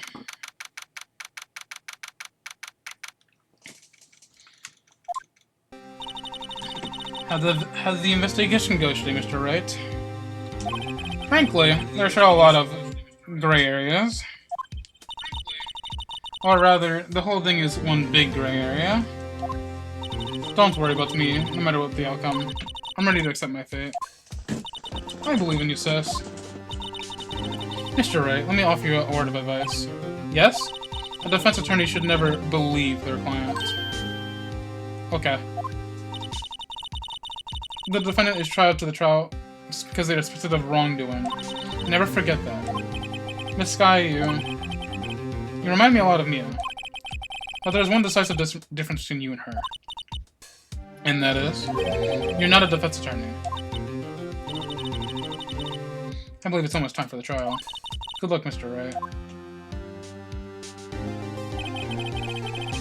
My first trial without a Fae helping me. No one's going to bail me out this time. I'll be alone in there. So I have to discover the truth all by myself. Let's do it, Mr. Wright. I'll be with you the whole way. Why? You know, the the judge is, like, really lenient on allowing these nobodies with us.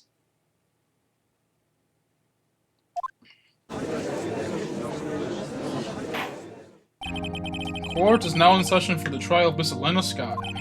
The defense is ready, Your Honor. The prosecution has been ready for a while, Your Honor. Edgeworth. It's been 2 months, but I haven't been in the courtroom since his trial.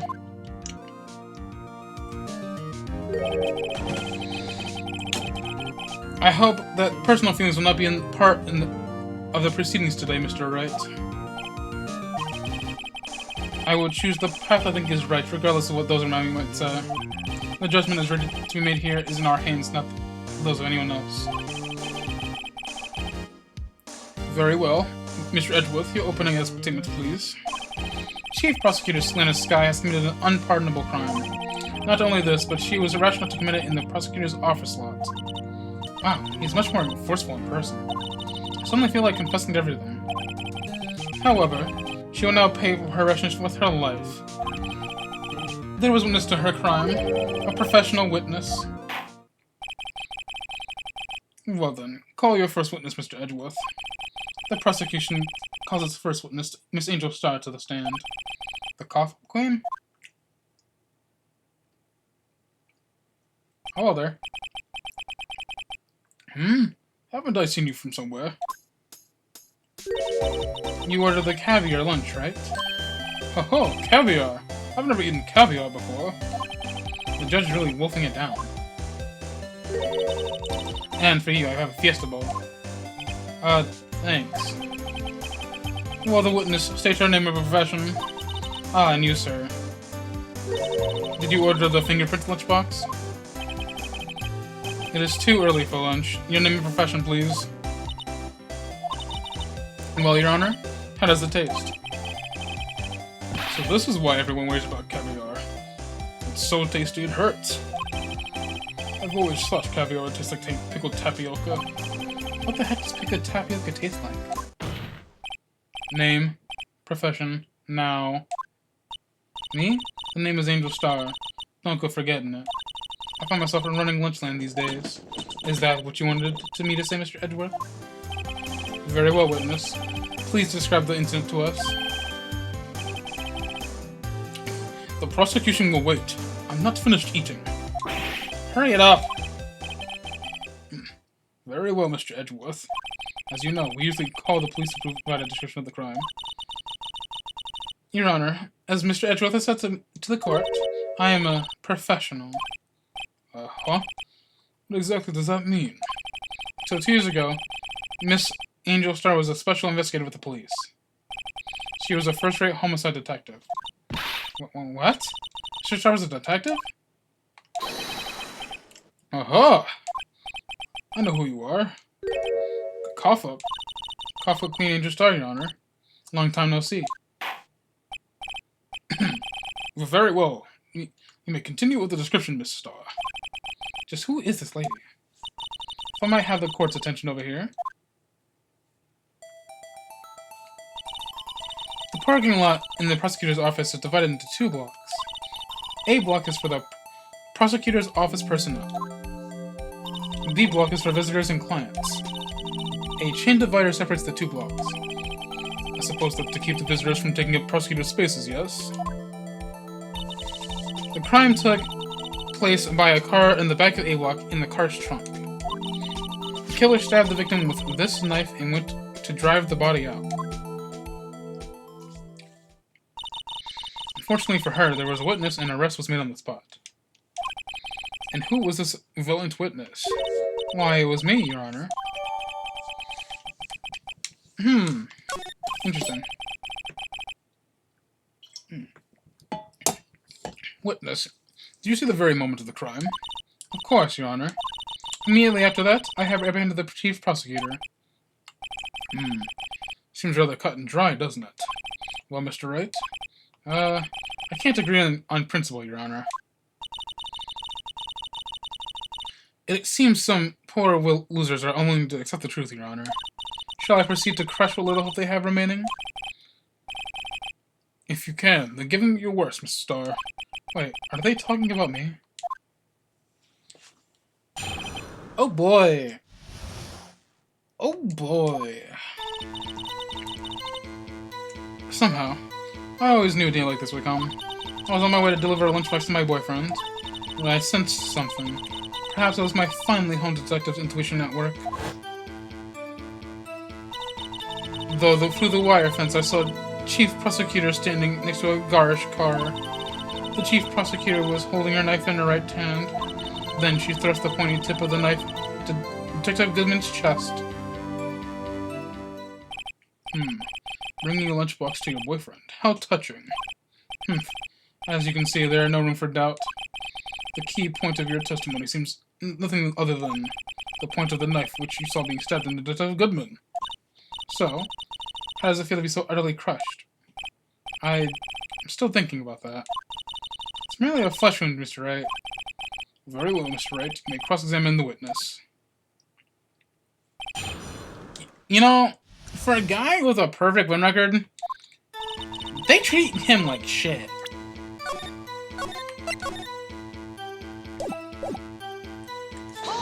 Alright, let's get this over with. How did you know? I respect the prosecutor's basic apprehensions of crime, yet their methods are ugly and twisted. Twisted methods will always lead to tragedy.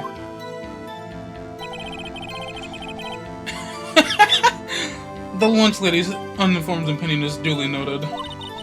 Given that they are used to erasing inconvenient evidence at their whim, killing off a detective that knew too much is merely an extension of that.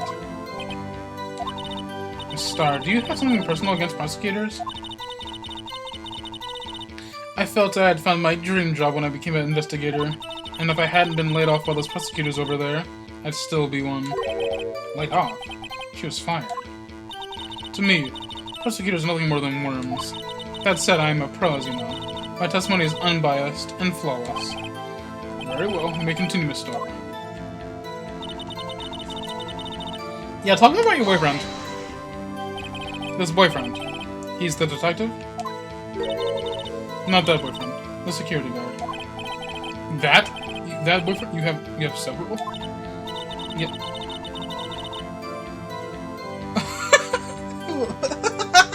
Yes, this boyfriend, that boyfriend, and the other boyfriend. Care to join? The yet another boyfriend still is position of applicants. I'll stick with the luscious things.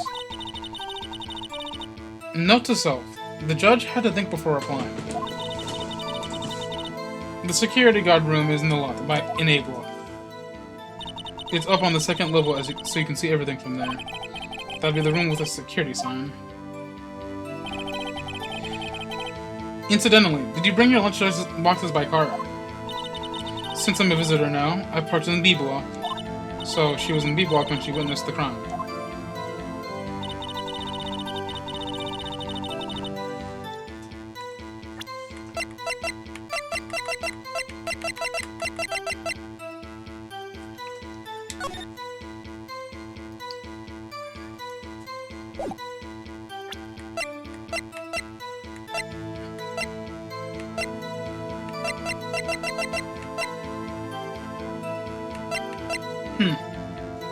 There's not much evidence, huh?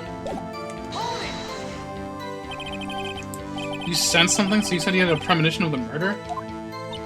It felt like, how would you say... Oh yes. It was like the feeling you get when you view a pumpkin chock full of seed. What does that mean? What does it mean? I have no idea what that means. Speaking of a detective's intuition, wasn't the victim, Mr. Goodman, also a detective? Yes, well, he was like a young cheese. A young cheese.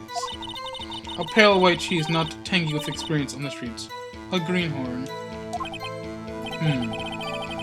Then I must be hard yellowed in the sharpest tact. Yeah, with the odor of no cheese to match.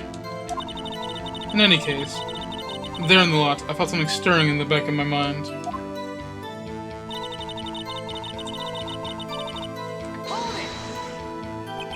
By Garish Car, you mean Mr. Edgeworth Car, yes. Mr. Edgeworth's? Incidentally, the knife which the victim was stabbed with was also Mr. Edgeworth's. Wasn't it? Indeed it was.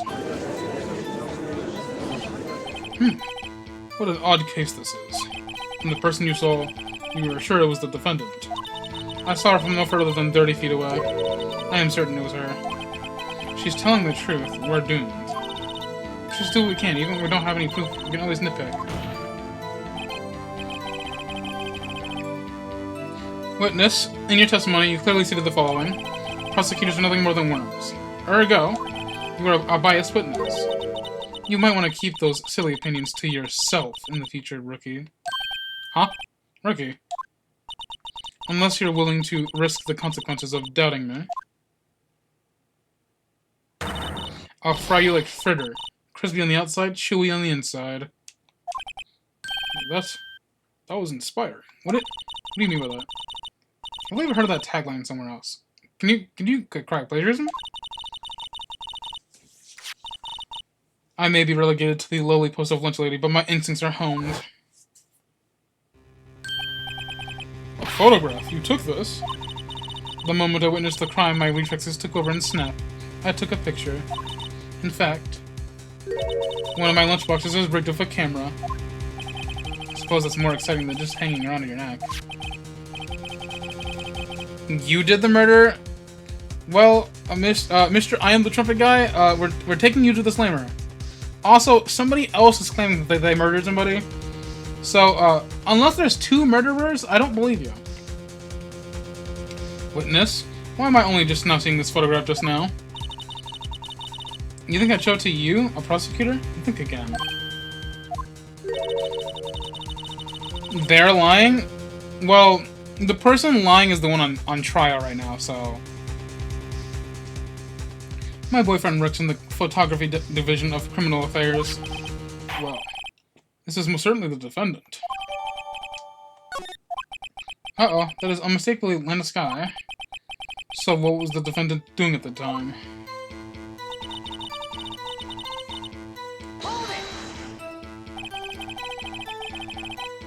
Tell me more about this knife that the suspect was carrying. Well, I'd say the blade was about 4 inches long. Is that right, Mr. Edgeworth? It is your knife, after all. Yes. That's about right. Prosecutors are, by nature, well-versed in the location of a man's vital organs. I'm sure it was easier than boiling an egg from my egg salad surprise set. You can't testify her ability to kill an egg, I mean a person. Perhaps a chicken salad set be a better metaphor? So, the defendant was holding a knife. What then?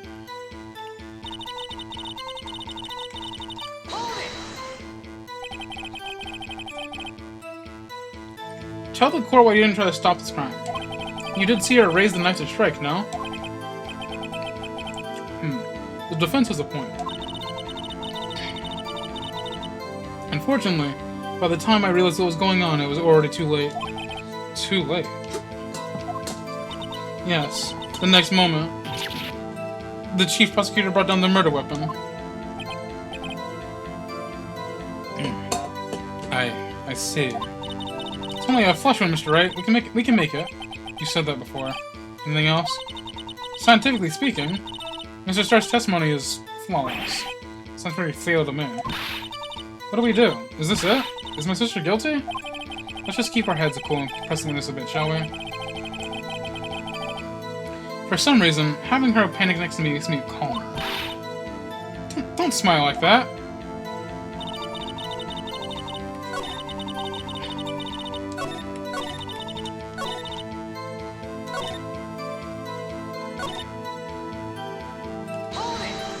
I didn't want to do that.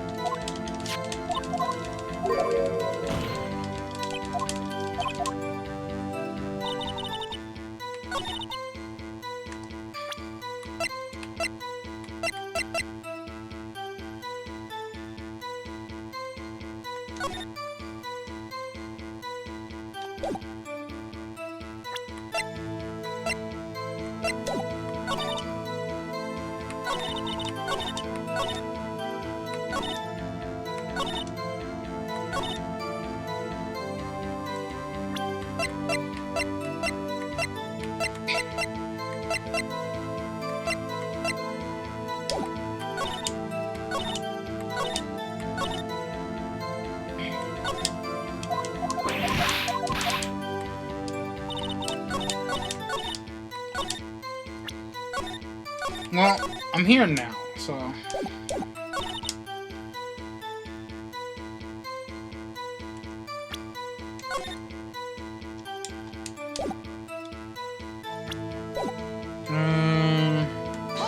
let's press this again. Okay, this is the...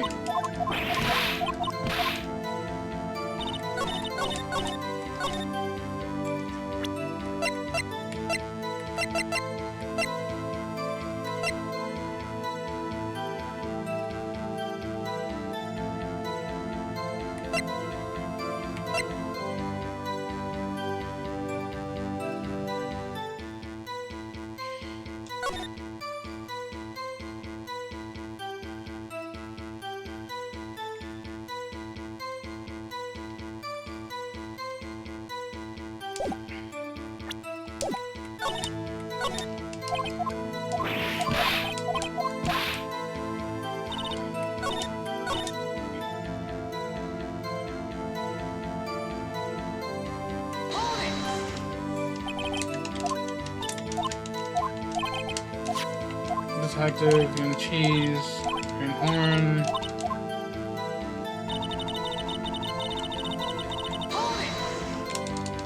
Garbage cart, Edgeworth's cart, victim's blade. 30 feet away, certain it was her.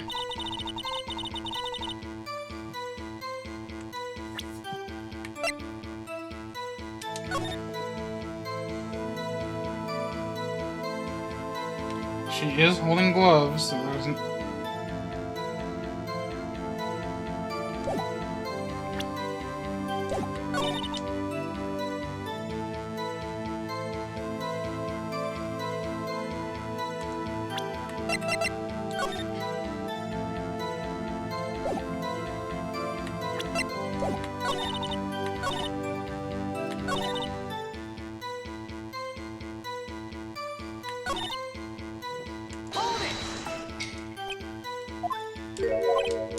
Several can join.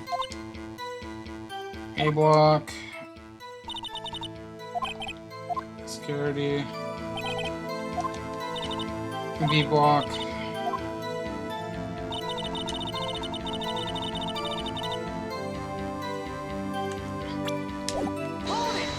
Hard to think about here.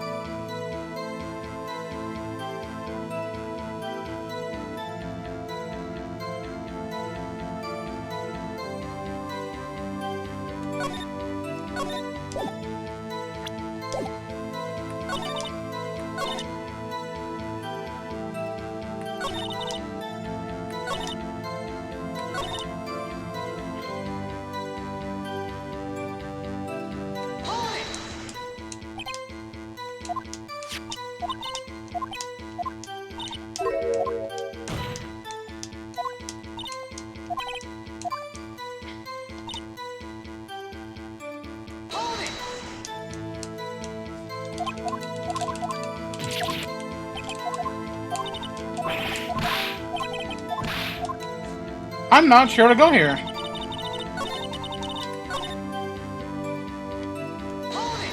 I didn't want to do that.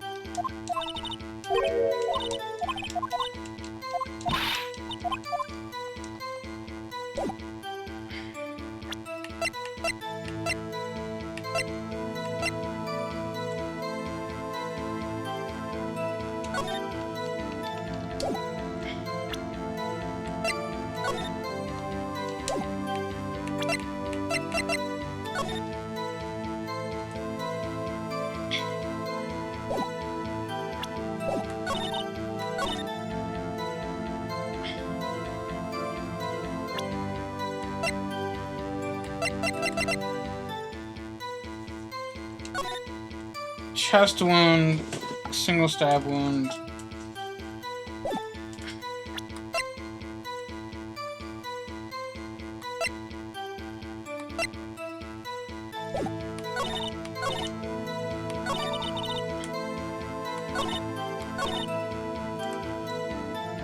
I'm a real. I got nothing here.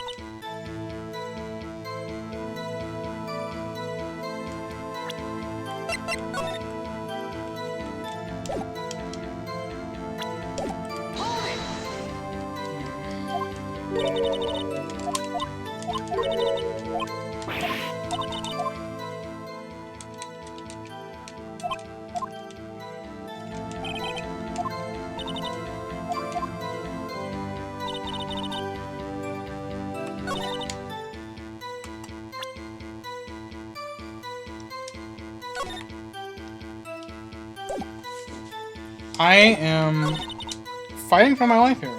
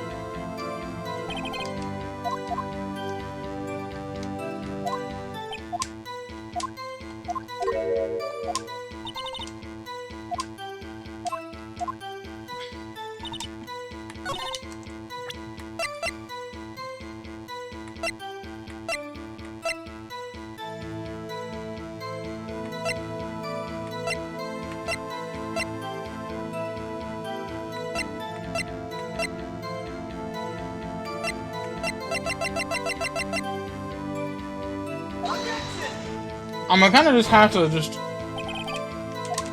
throw shit out until I can get a tag. I'm gonna be with you.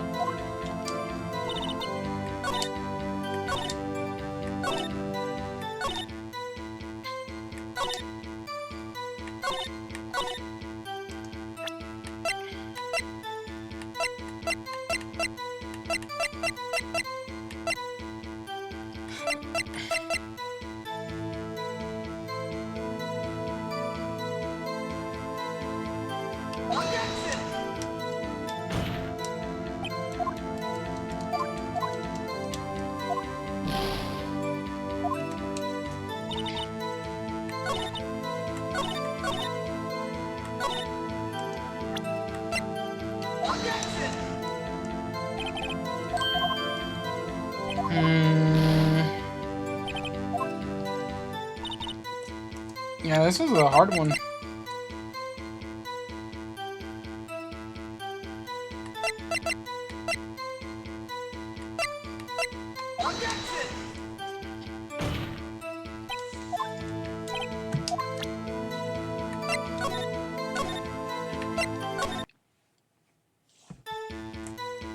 I'm not sure to see what I'm supposed to be doing here.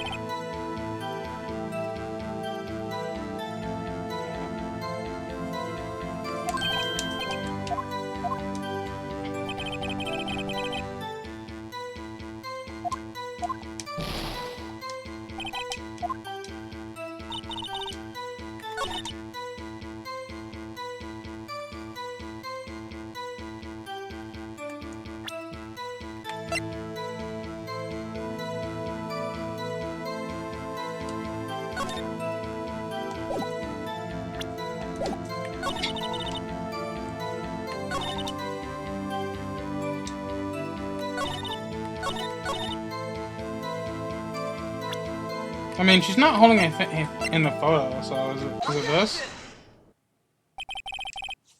And you witnessed this. Oh, I guess I found it. You saw Miss Sky stab the victim with a knife. As I've already said, yes. I swear on my finest salmon swirl lunch.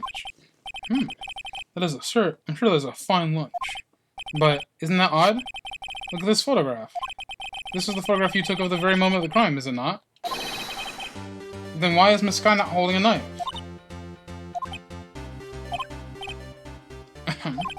Mr. Edgeworth, your thoughts? Objection. Objection. That had to be the weakest objection ever, Edgeworth. You're still stronger than your ever-feeble mind, Mr. Wright. What do you mean, Mr. Edgeworth? This photograph was not taken the moment before the stabbing. This was taken the moment after the stabbing. And how can you tell that? Blood spatter. Huh? See the dark crimson stains on the chief prosecutor's coat? But it's a black and white photograph. Yes, it's hard to tell, but this could be blood. And Mr. Wright, I see no problem here. No problem, except, you know. Mr. Wright, you're gonna just sit there and take that kind of abuse? Ugh. Get a better idea? Yeah, I'm object. Wait, that contradicts what the witness said in her testimony. Namely, that she took the picture the moment she was in the crime. Well, it seems I was slightly unclear. My apologies. That's it? If you run out of lunch, you order seconds. Problem solved. If you don't like it, try ordering the jumbo-sized lunch from the get-go. Good advice. Not sure I understood it, but good advice.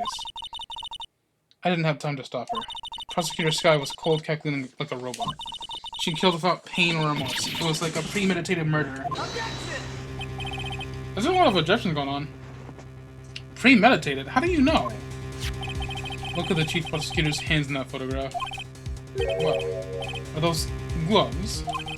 Surgical gloves are made of thin rubber, most likely. Why would she have those on? If it was not premeditated, she would not be wearing those gloves. What? Not gonna lie, it seems like advancing the story has only made it worse.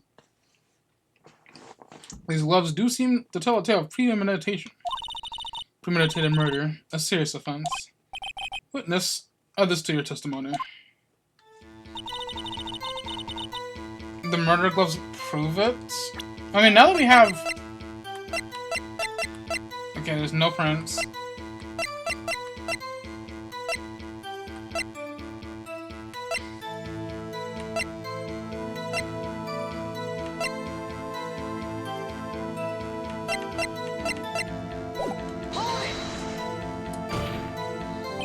What if she was just in the habit of wearing gloves? Like, driving gloves?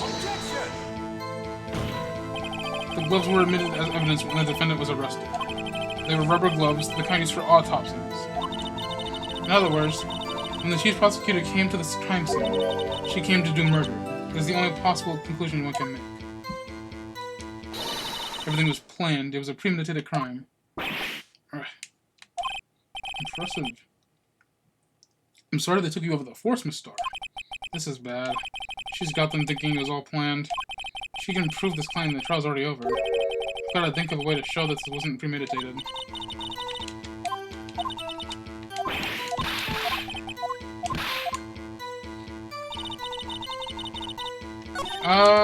Is it the phone? Because she said it was an accident.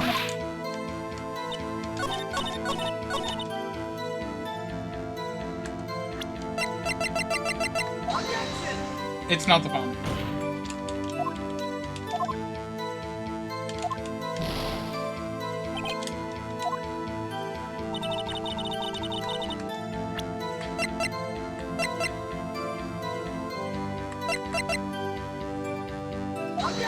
Is it this?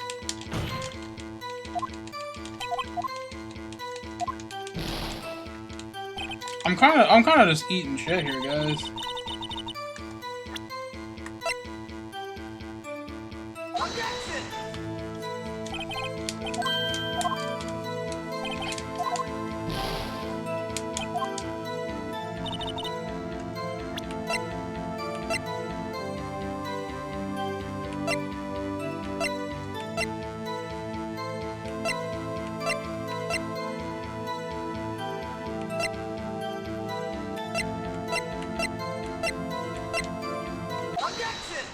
Alright, That worked? I was just mashing. Witness, do you know what this is? Are you trying to test me? I sell box lunches for a living, you know. That's a knife. The knife. The knife that was in Mr. Edgeworth's trunk. Indeed, it is my knife. What's with this case? The bloody murder weapon, a red car, it's all belonging to the prosecutor there. The defendant is the chief prosecutor for the district, right? Mommy, are prosecutors bad people? The defense has a request. We asked the witness to provide an accurate testimony. What's that, rookie? In your testimony, you stated that Lana Skye planned this murder, and that's why she was wearing those special gloves. Seems like a natural conclusion to me. The gloves do indicate planning. However, why would she not also prepare the most important thing, the murder weapon? Oh. This knife just happened to be in the trunk of that car. Ladies and gentlemen, if you're going to plan a murder, you don't forget the weapon. Ugh. Hey, you know, that's valid. Order. Great, now the tide's turning in our favor. No, it's not! Great show, Mr. Wright. My sister's good as straight. No? Right. I believe the next lunch you'll be eating is humble pie. What? I hope you weren't deluding yourself into thinking that tide has turned. Not over such a trifling detail. But this shoots a hole in the whole premeditated theory. Bah. The prosecution could care less if it's premeditated or not. The only one who seems to care is that lunch lady over there. The defendant, Lana Skye, murdered a detective with a knife. That is the only thing the prosecution needs to prove. Nothing else. Very good, Mr. Prosecutor. I suppose you think you're clever now. But you know as well as I do that she planned on killing him. It was planned. If it wasn't, then why would she have been wearing... I believe I'd like to hear your testimony again. Witness, please tell us only what you saw, not what you thought. How dare you? My powers of deduction are not to be underestimated. Really now.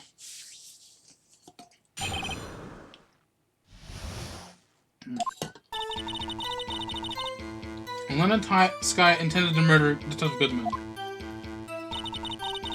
That's why she called the victim all the way to the prosecutor's office.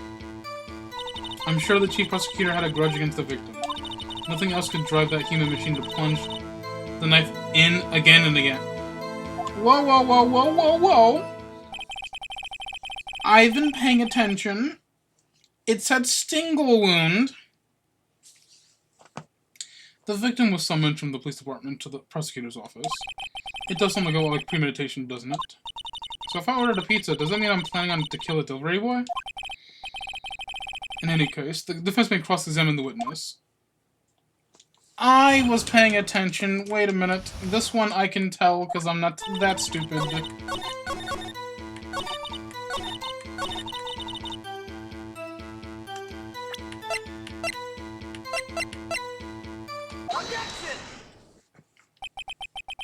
You say she stabbed him again and again, but you couldn't have witnessed that. Are you testing me? Then I'll test you. With my moss of— what the fuck? With my moss surprise. I'm afraid the moss is growing under our feet as we wait, Miss Star. What do you mean? I shouldn't have to explain this, but take a look. The autopsy report states that the death was due to a loss of blood from one stab wound. Ha! You're right. Good show, Mr. Edgeworth. What a hunk. He's my hero, really. What about my objection? No one noticed? Well, witness? You got the crime scene set, right? Oh, thanks. I always believed that no one could ever mistake ketchup for blood. But now I realize such mistakes are possible. So, you're saying you mistook something for blood.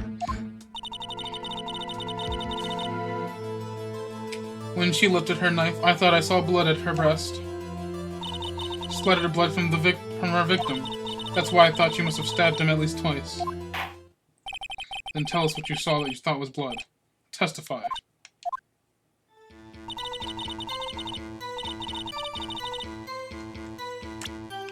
Yeah, I'll save from this very bad point. Her red muffler? Yes, like a scarf. The chief prosecutor always wears one around her neck. So she can easily be hanged at a moment's notice, I suppose. She's right. Miss Sky was wearing a red scarf, wasn't she? But wait. Isn't that odd you mistook that for splattered blood? Well, people often mistake my beard for a bib. Do they? Do they? A judge for bib. That's why the place feels so much like kindergarten sometimes. Actually, I do think I saw some traces of blood on her chest. However, the autopsy report is clear on this matter. There was only one knife wound. Apparently, Miss Star isn't entirely sure of her own testimony. Mr. Wright, this is our chance. Chance for once, I wonder. Miss Star has turned out to be as short-tempered as she looking at her. Challenging abilities as detective really set her off. The short wick burns off the fastest. It's a scientific fact. I wonder, wouldn't it depend on the size of the candle? I mean, add more wax and it's really a short wick, and even a really short wick will burn longer. Obviously, more scientific testing is required. Yeah, I can tell.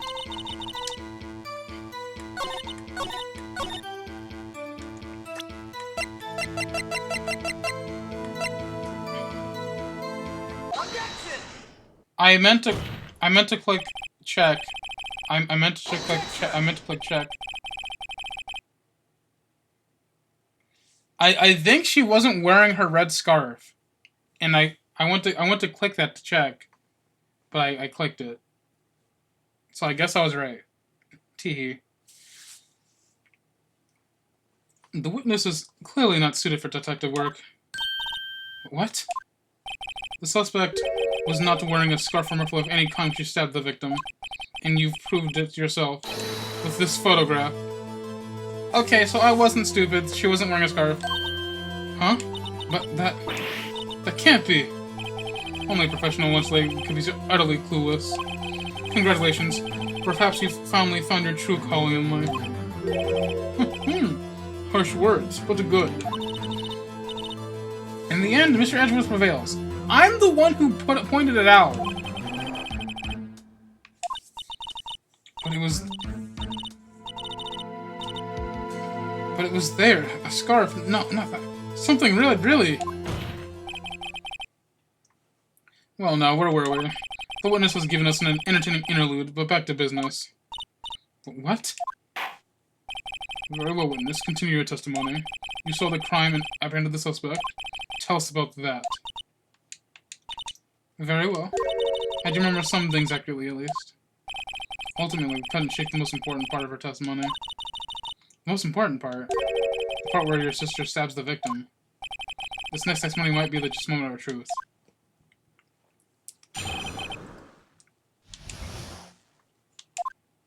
After the murder, the suspect attempted to run behind a partition off to her side.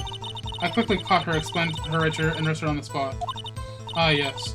When I arrested her, she mentioned the muffler. That's when it has me confused in my earlier testimony. The chief prosecutor made to escape, but against Angel Star, resistance is futile. Weren't you on B block? You're quite determined about this scarf, aren't you? I strike like a snake and bite like a cobra. That's me, Angel Star. She said something, but I think I skipped over it. That wasn't a very good metaphor. First of all, a cobra is kind of a snake. Don't bother with the details unless you want to get bitten. No thanks. Note to self. Mr. Wright is weak against poisonous snake bites. Isn't everyone? The chief prosecutor tried to resist, but her efforts were in vain. She knocked my hands aside, kicked over an oil drum. An oil drum? Hard to imagine. Oh, she's beautiful but deadly. A predator, that one. A leopard woman. Rawr. Very well, Mr. Wright. Your cross-examination, if you will. I noticed something shaky in there, I think.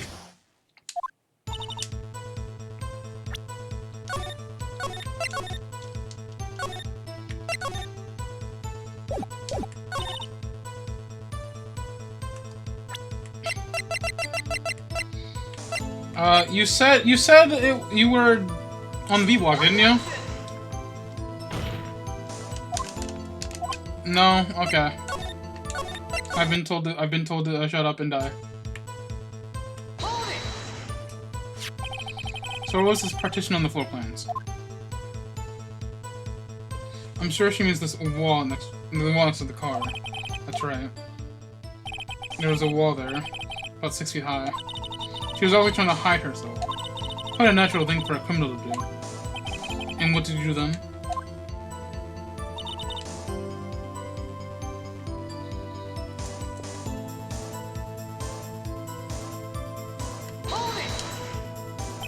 You say quickly. Were you close to the suspect? As I just said, I was only 30 feet away from her the whole time.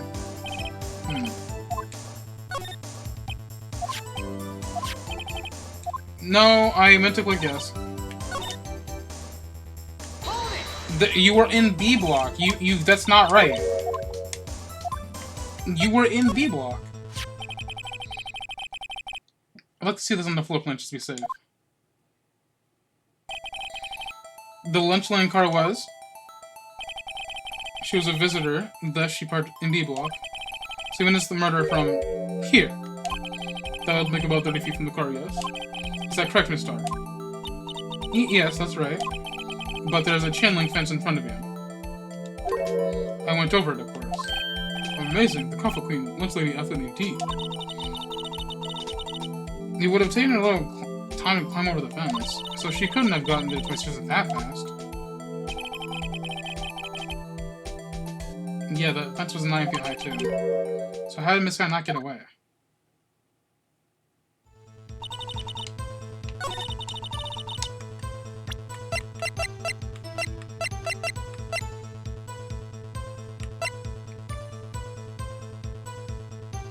Yeah, it couldn't have been instantly.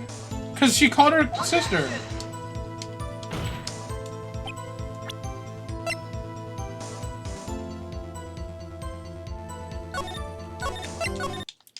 I think this phone is the next key part.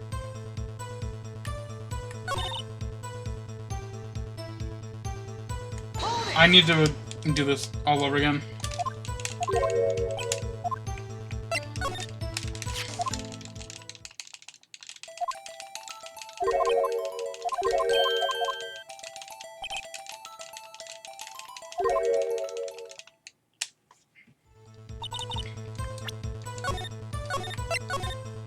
She's really going on about that muffler. Also, it's past 12? That's interesting.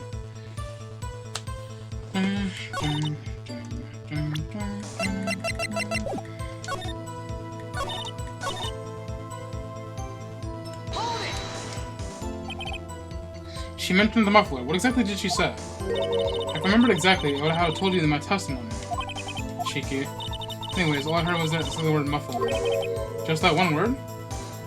So you suspect what you heard wasn't the suspect talking to you, but someone else? Yes, the chief prosecutor was talking on her phone.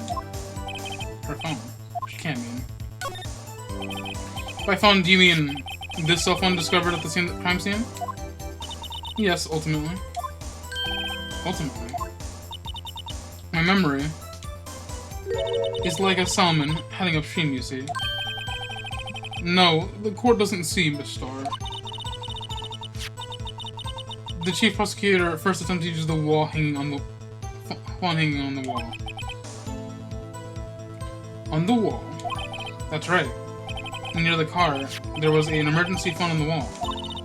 Apparently, it was out of order. And so she used her cell phone. Indeed, the emergency phone was out of order that day. Good witnessing, witness. Good witnessing? Whatever happened to good testifying? You should, of course, add this to your testimony. The things I do to please this rookie defense attorney.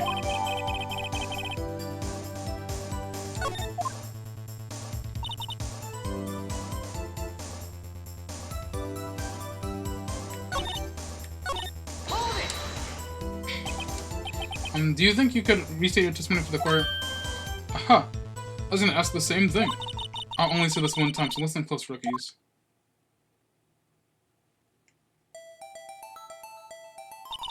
The chief prosecutor stabbed the victim and ran behind the partition. She then picked up the emergency phone on the wall, but it was out of order. So she pulled her own cell phone out of her pocket.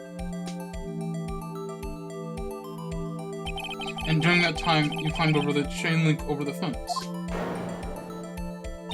And that's when I boldly grabbed her arm. The chief prosecutor hung up her phone. And you saw her doing this. What is it, Mr. Wright?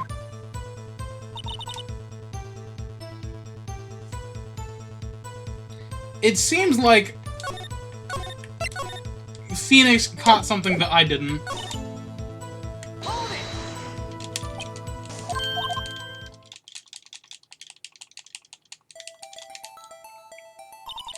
Ran behind the thing.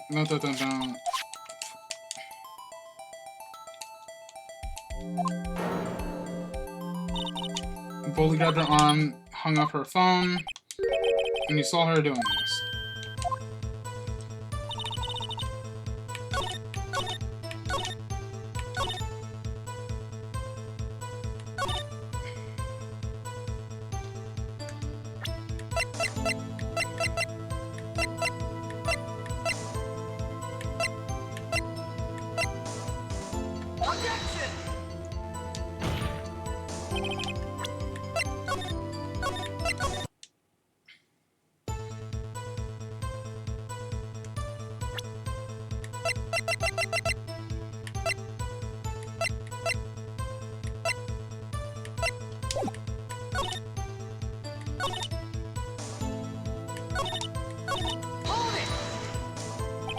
She made to escape? Can you be more specific? She brushed aside my hand and ran. It was a terrible sight to see, like a dollop of lard on a pate of foie grass. Huh? She even kicked over an oil drum at me. An oil drum? There was an oil drum lying on the side of the scene of the crime. But it's strange. What's that? If she wanted to escape, why didn't she run to the other way? The parking lot entrance. That's right. It doesn't make any sense that she would run from behind the partition to oil drums. Excellent. More mysteries. I wish we could solve a few before finding more of them. She didn't do it, you have to believe me.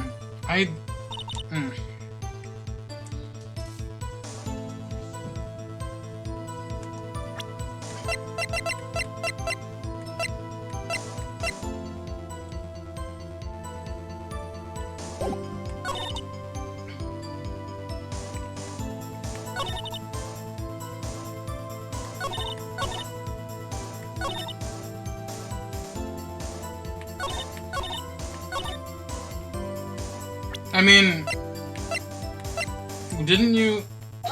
No, okay, that's not it.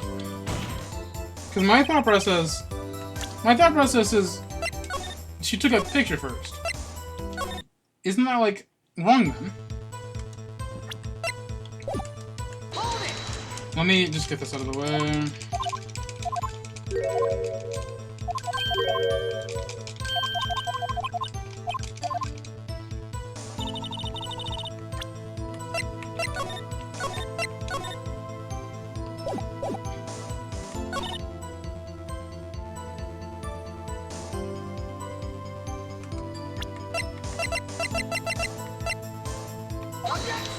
No, that's not it.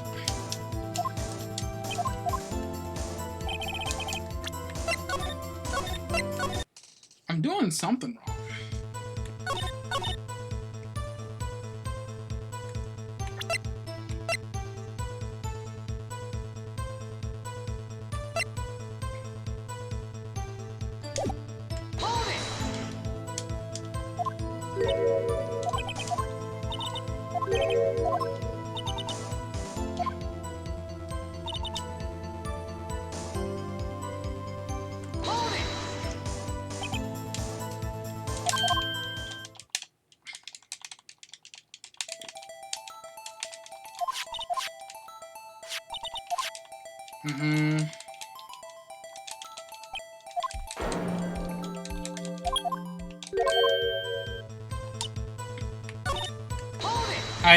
Fuck off. Oh. My bad. I clicked it a second time because I'm a little slow.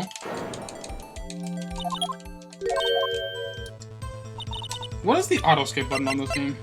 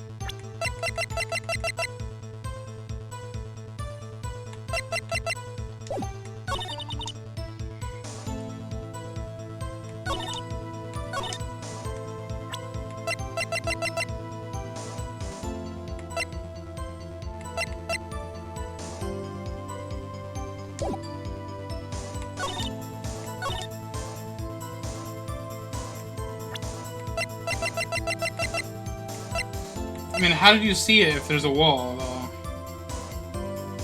though? Okay, that's... okay. My thought process was right. Because you can't see it if there's a wall. Miss Starr, I have to conclude that you have a personal grudge against Miss Lana Sky. The witness is a former detective. Her testimony is unmarred by her personal bias. Well, who would have thought you would be my knight in shining armor, prosecutor? You who, together with the chief prosecutor, kicked me out 2 years ago. Well, Miss Starr, this is a fatal contradiction with your testimony. How do you explain this? I don't know what you're talking about.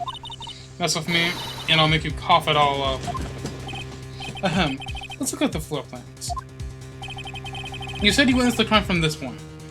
However, if that's true, you couldn't possibly have seen Miss Sky making that phone call. I believe you see what I'm getting at. That emergency phone was on the backside of this partition. If indeed you were in B block, you couldn't have seen it.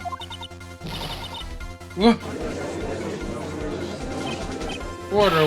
What is the meaning of this? It's simple, Your Honor. She's not coughing up lunch, she's coughing up lies.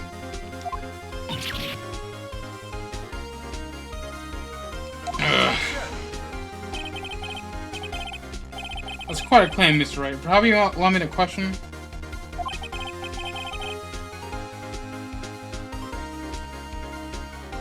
Please tell us what lie this witness has told the court. Here's where the counterattack begins. I can't afford to get this wrong.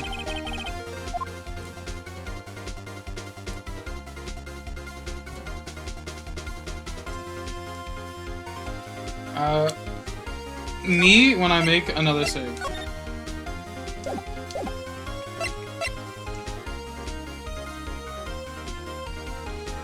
Okay, so let's think about this here.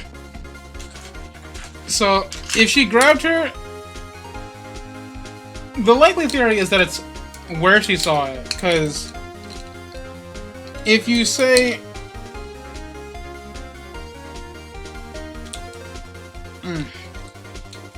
If you say what she saw, that's not wrong. But if she's telling the truth, then she's lying about where she saw it.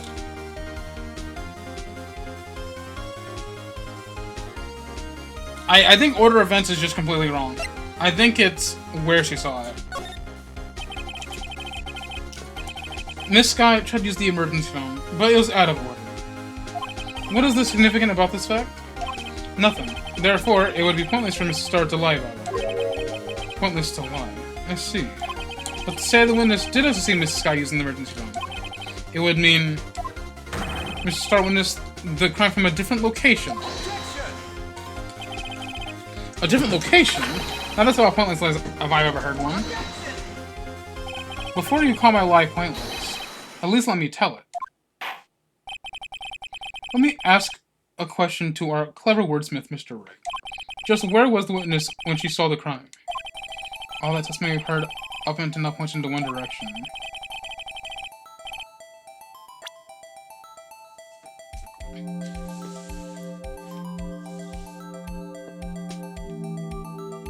You can't do this chain fence because you can't see it.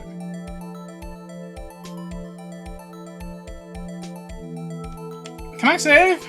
Please? Because it had to be from A block, right? Would it be the security room because of her boyfriend? Take that! This is the only place she could have been. The security guard room? Indeed, the security guard room in the underground parking lot is well positioned. It's built on the second floor, so you can see the entire lot. She would have been able to see the emergency phone from there. But why there? There are many other places where she could have seen the phone. Not in this case, Your Honor. The witness, not being part of the prosecutor's office, couldn't park in A block. The only place she could have seen the crime and be in the back in the protection is there. I remember in your testimony you said you brought your lunch to your boyfriend, the security guard room, yes? Well, Miss Starr,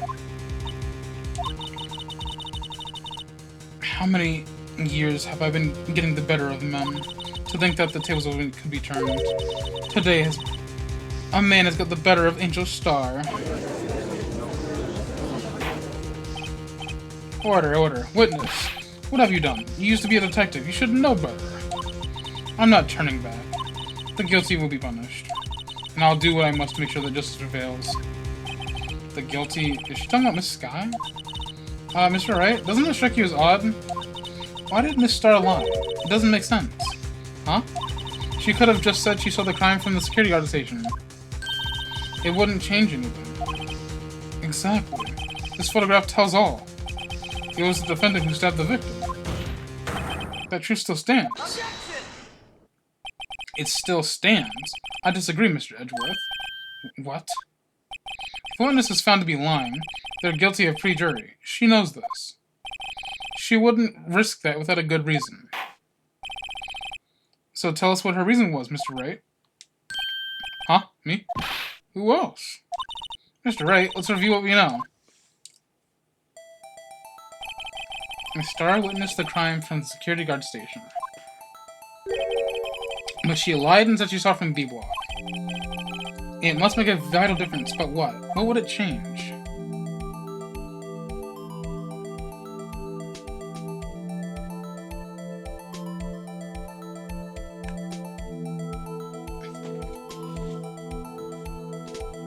Huh. If I'm lying about where I am,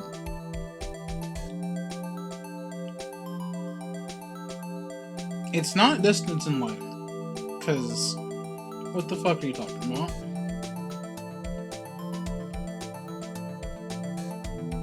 But...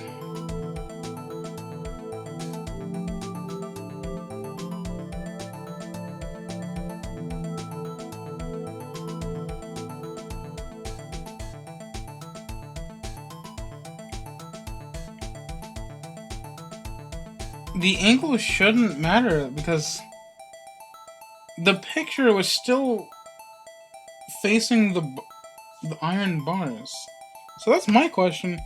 If the gate is still in the photo, how did she manage to get there? Is it? I'm gonna go with distance. It changes the distance between her and the scene of the crime. My condolences, Mr. Wright.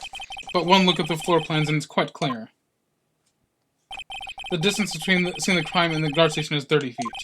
I don't see how that would change what she could see.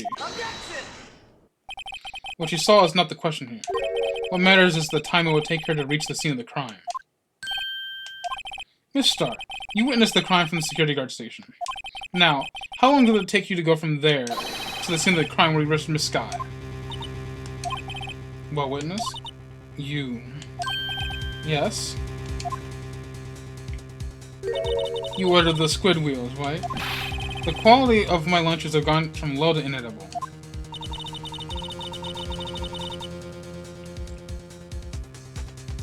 I was bringing in a PB&J lunch with my fresh boysenberry jam to my boyfriend. Boysenberry for the boyfriend. He wasn't in the station, so I waited. I witnessed the crime from the glass-walled station.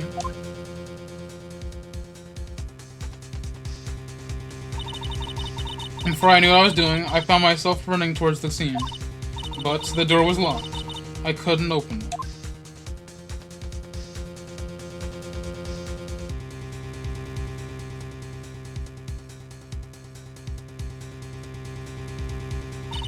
That's why I had to go for the visitors' parking lot in B block. It's quite a detour. It probably took me at least 5 minutes to get to the scene of the crime. 5 minutes? This changes things considerably. But it was that woman over there in the defendant's chair who stabbed him. I know it. I have photographic evidence. I swear it. I swear it on my finest plastic spork. You have a point, and the spork is a wonderful invention. Would you like another caviar lunch? Absolutely. Uh-oh. Mr. Wright, you have to do something. Do I have any evidence to stop this?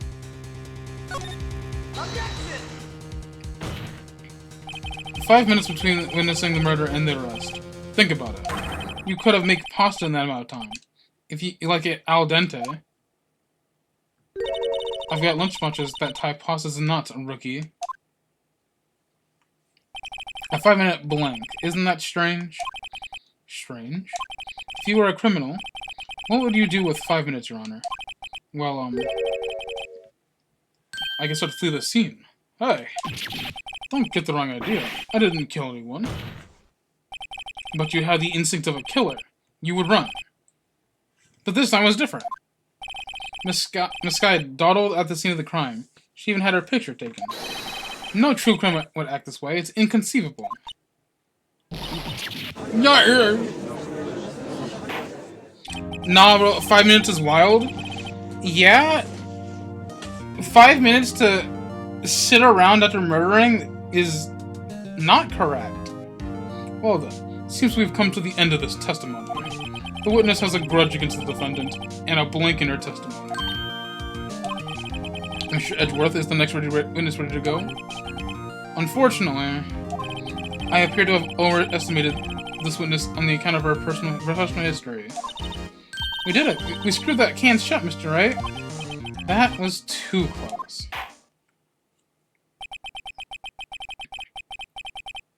I'm afraid the Coffle Queen has been dethroned. And with that, court is adjourned. Wait, what? Hold.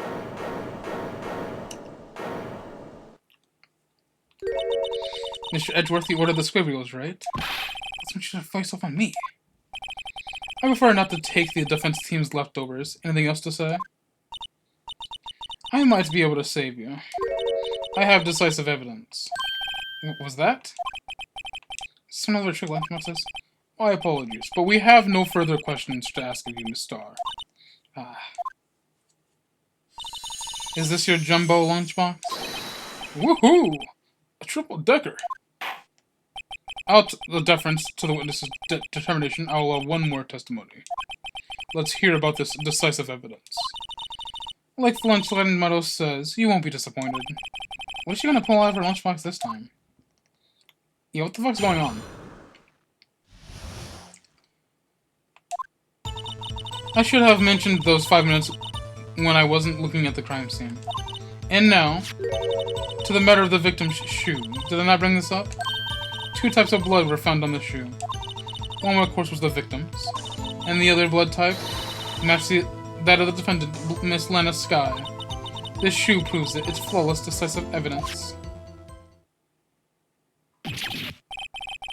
What?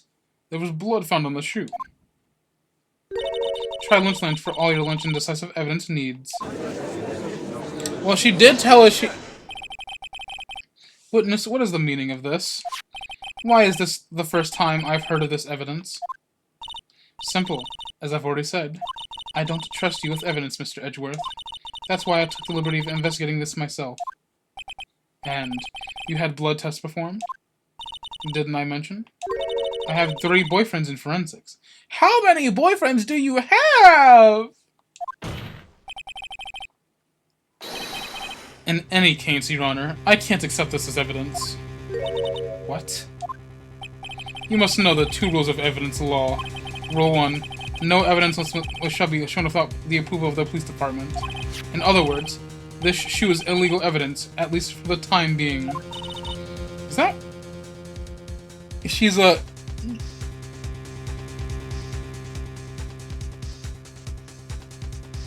You know, I'm not sure if I should take her at face value saying she has a lot of boyfriends. I don't want to for my sanity. Is that right, Mr. Wright? It seems so. Edgeworth sure is celebrating. Not so fast, Mr. Edgeworth. Huh? Don't forget, I used to be a detective. As I mentioned previously, this shoe has already been tested by a member of the forensic department. As you can see, it was approved by the police department as of today. Even the general public can produce official evidence, Mr. Edgeworth. Is that right, Mr. Wright? It seems so. Edgeworth is looking pretty sullen. You could at least study some evidence law. Really? The prosecution's complaint notwithstanding, it appears this evidence satisfies the first rule of evidence law. However, it seems you have yet another count against you, witness. Anything to assure that the guilty are properly judged? Very well, Mr. Wright, you may cross-examine the witness. I am still at 1 life left, by the way. What the hell is this, the Rory court case? Good question. Well, I'm at a new point.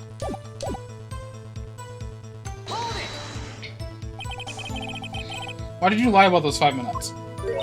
And I guess you could say I just wanted people to look at the results. The results? How many times do I have to say this? I saw the chief prosecutor stab the victim frame with my very own eyes. Compared to that, a 5-minute blank means nothing. Then why didn't you just tell the truth? Don't make me laugh. We're dealing with the most untrustworthy of the vile of prosecutors. Falsified evidence, arranged testimonies, erasing and manipulating evidence. When do you fight monsters, you need to use every trick in the book. This is when the suspect is admitting she did it. But false testimony is the most despicable crime of all in this story. Let's just get this over with.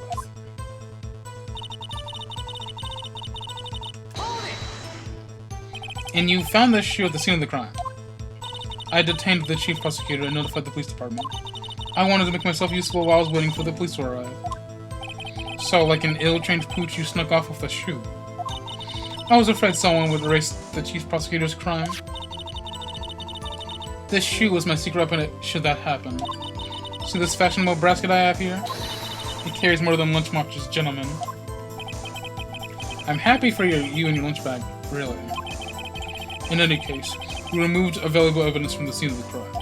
Now tell us what you did next. Hold it!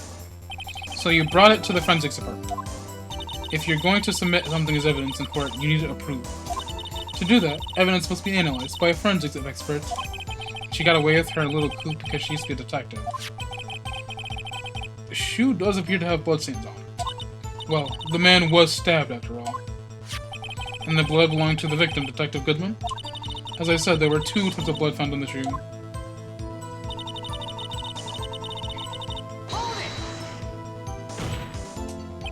You can't say for sure it's the blood belonging to the defendant with a blood test.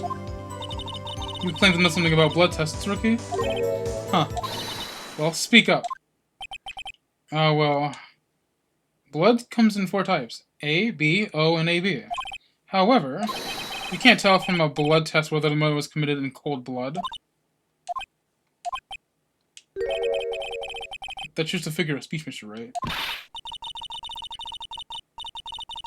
Actually, we can differentiate between millions of types of all the blood tests out there, which means that we could more or less narrow any sample of blood down to just one person. Or so I hear. That's pretty specific. If I had a little more time, I would have gotten DNA test results. But they said there was very little doubt it could be anyone else but Miss Lena Skiles. So the suspect's blood was found in the victim's shoe. That ties her directly to the death of Detective Goodman. I was afraid she was going to say that.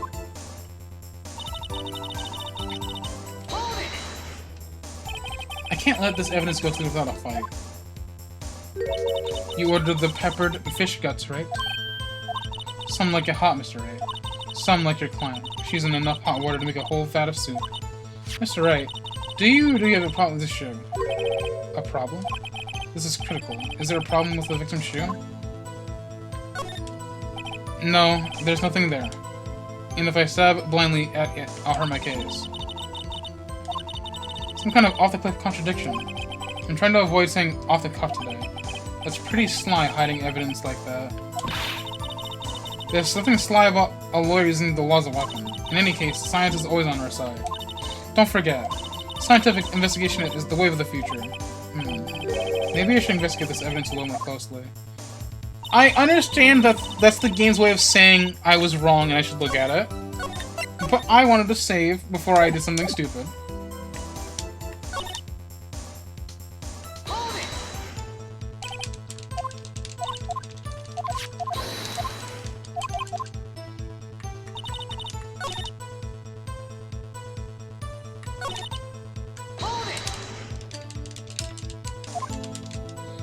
Fish guts, fish guts, fish guts, fish guts.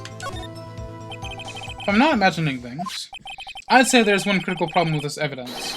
A clear contradiction. That gleam in your eyes. You're still young, rookie. I'd give you a peppered fish gut now. But you couldn't take the heat, could you? Let's hear what Mr. Wright has to say. What is the contradictory about the victim's shoe? Show us the problem with the evidence.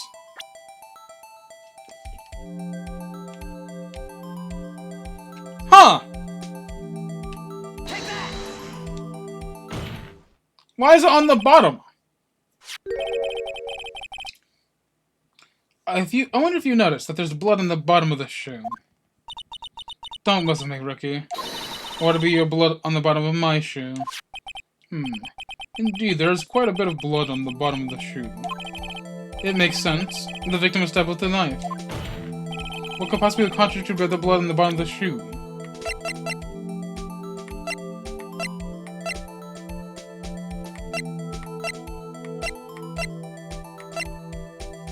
Huh.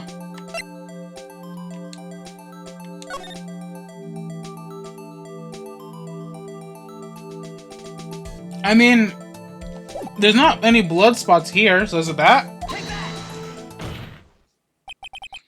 problem lies in the footprint. The footprint? Note that the bottom of the victim's shoe is covered in blood. Then, isn't that strange? Why were there any bloody footprints found by the scene of the crime? Aha! As you can see, there were no traces of any such footprints at the scene of the crime. That contradicts your claim about this shoe. Her shoes are a different color? Fuck off.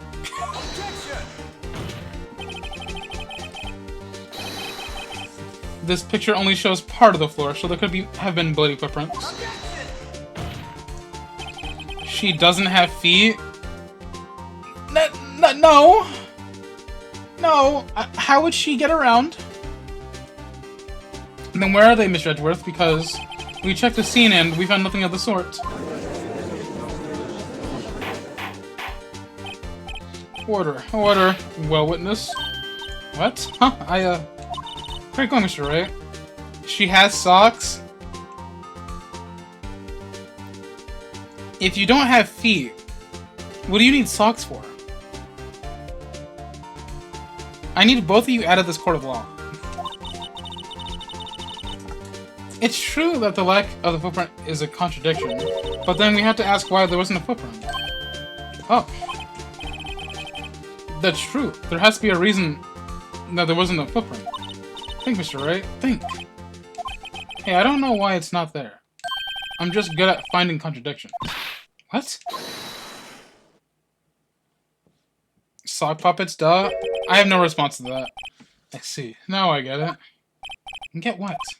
Our witness is more devious than I gave her credit for. We were hoodwinked from the very end. But she slipped. There's one vital hint in her testimony.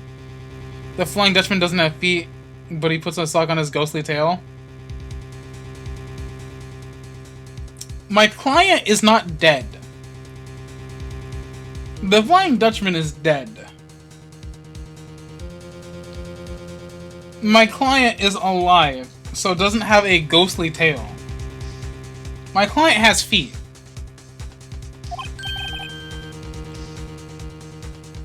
What are you talking about?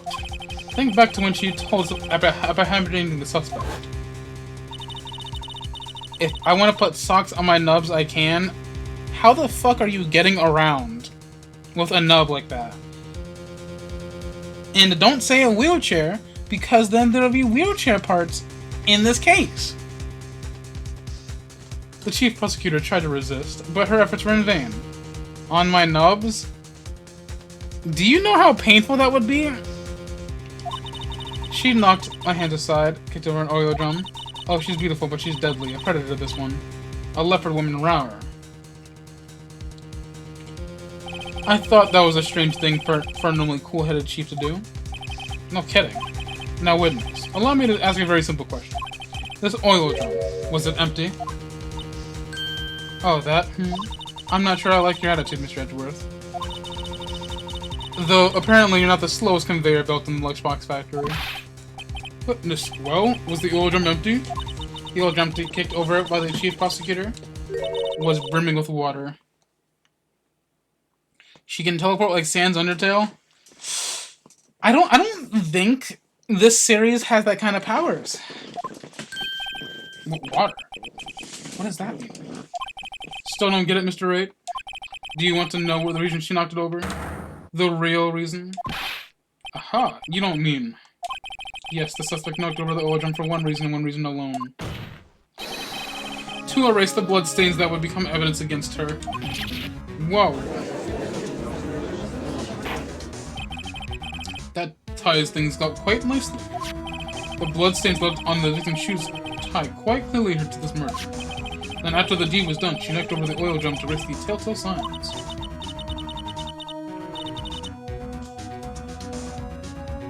Why? That's a prosecutor's specialty. Erasing evidence. Well, someone got possessed by a ghost, so it's not far off. There's a contradiction in your claim, Kaylin. The ghosts we have seen in this game have had feet.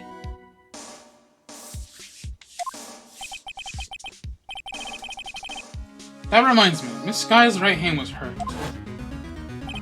Didn't you say she cut herself when she stabbed him? So that's when my sister's blood got on the shoe. Well, I see no wrong reason to prolong this trial. Mr. Wright, do something, please. What? What can I do? Your sister has confessed to the crime and she's tried to conceal it. But... enough. There is no need for further debate. The verdict, Your Honor. Very well. But Angel Star's on the prosecution side. She could have been lying about the water. Even if they have feet, they won't leave footprints? So then what's the point about the water oil bucket? This court finds the defendant, Miss Lana Sky. Hold it.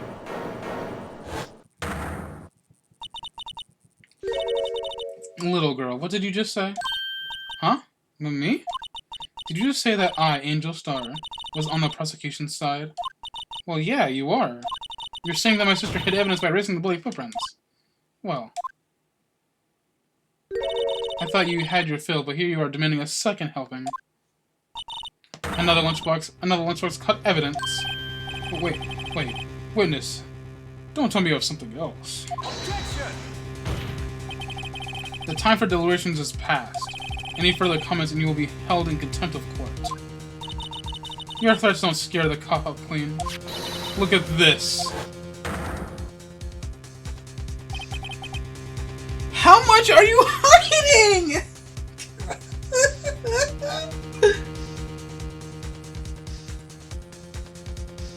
A photograph? I had it just in case anyone had the gall to suggest that the white shoe didn't belong to the victim. I see no room for error in this evidence. Mr. Wright, wait, look at that asphalt in this photo. Hey, it's clearly wet. Erasing the last trace of doubt from the squirt's mind. Immediately after the murder, the crime scene was washed with water. I'm sorry, Mr. Wright. I guess I couldn't help after all. It's not your fault. I knew I couldn't win this case from the beginning. And it seems this is what your sister wanted anyways.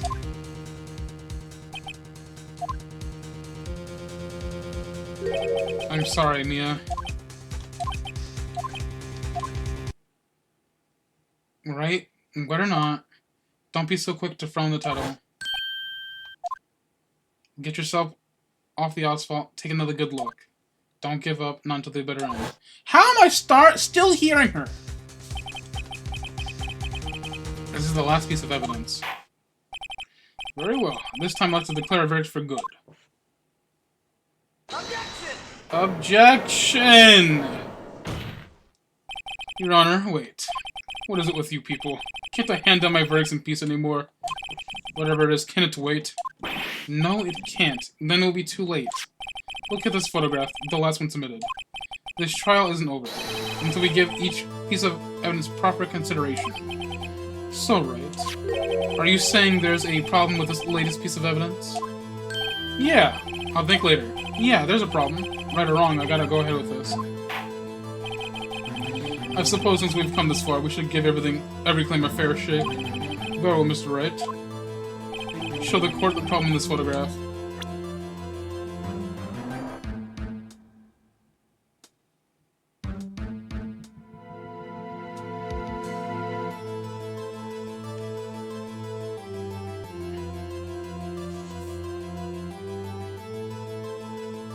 Well, I'm noticing this is plugged. So she took your shoe.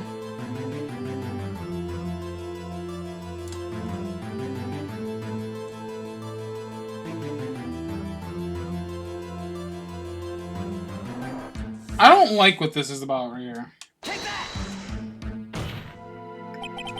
The problem in this photograph is here. What's this? There's something poking out of this car's muffler. Wait just a moment, Mr. Edgeworth. Your Honor. You just said muffler. However, I see no trace of a muffler or scarf in any kind of this photograph. A muffler is also part of a car or a motorcycle, Your Honor. Just think of it as part of the exhaust system, a pipe. I see, and I see.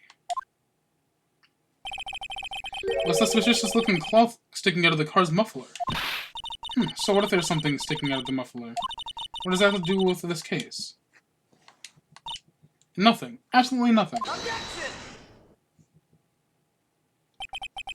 Sorry, Miss Starr, but it's not going to be that easy.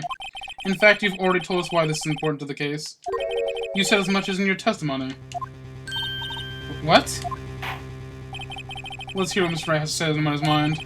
Tell us why you think this piece of cloth and muffler is related to this case.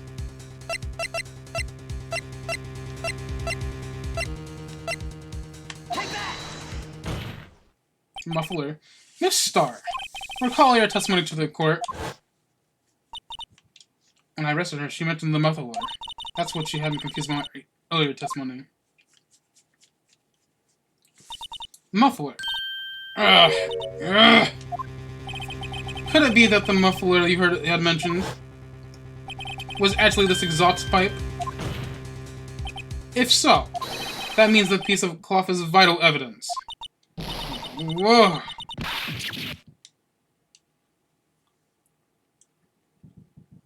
Muffler? I don't even know her. Alright, you. Well, it seems we will have to suspend proceedings.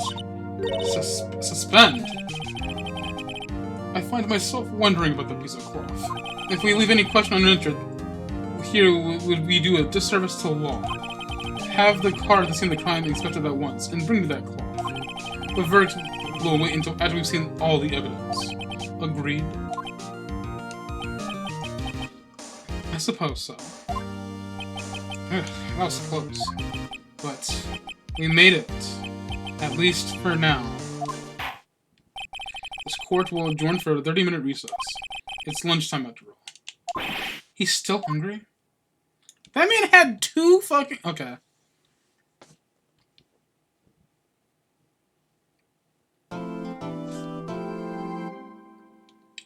I would like to save yes. 3 hours. I would say that's pretty good.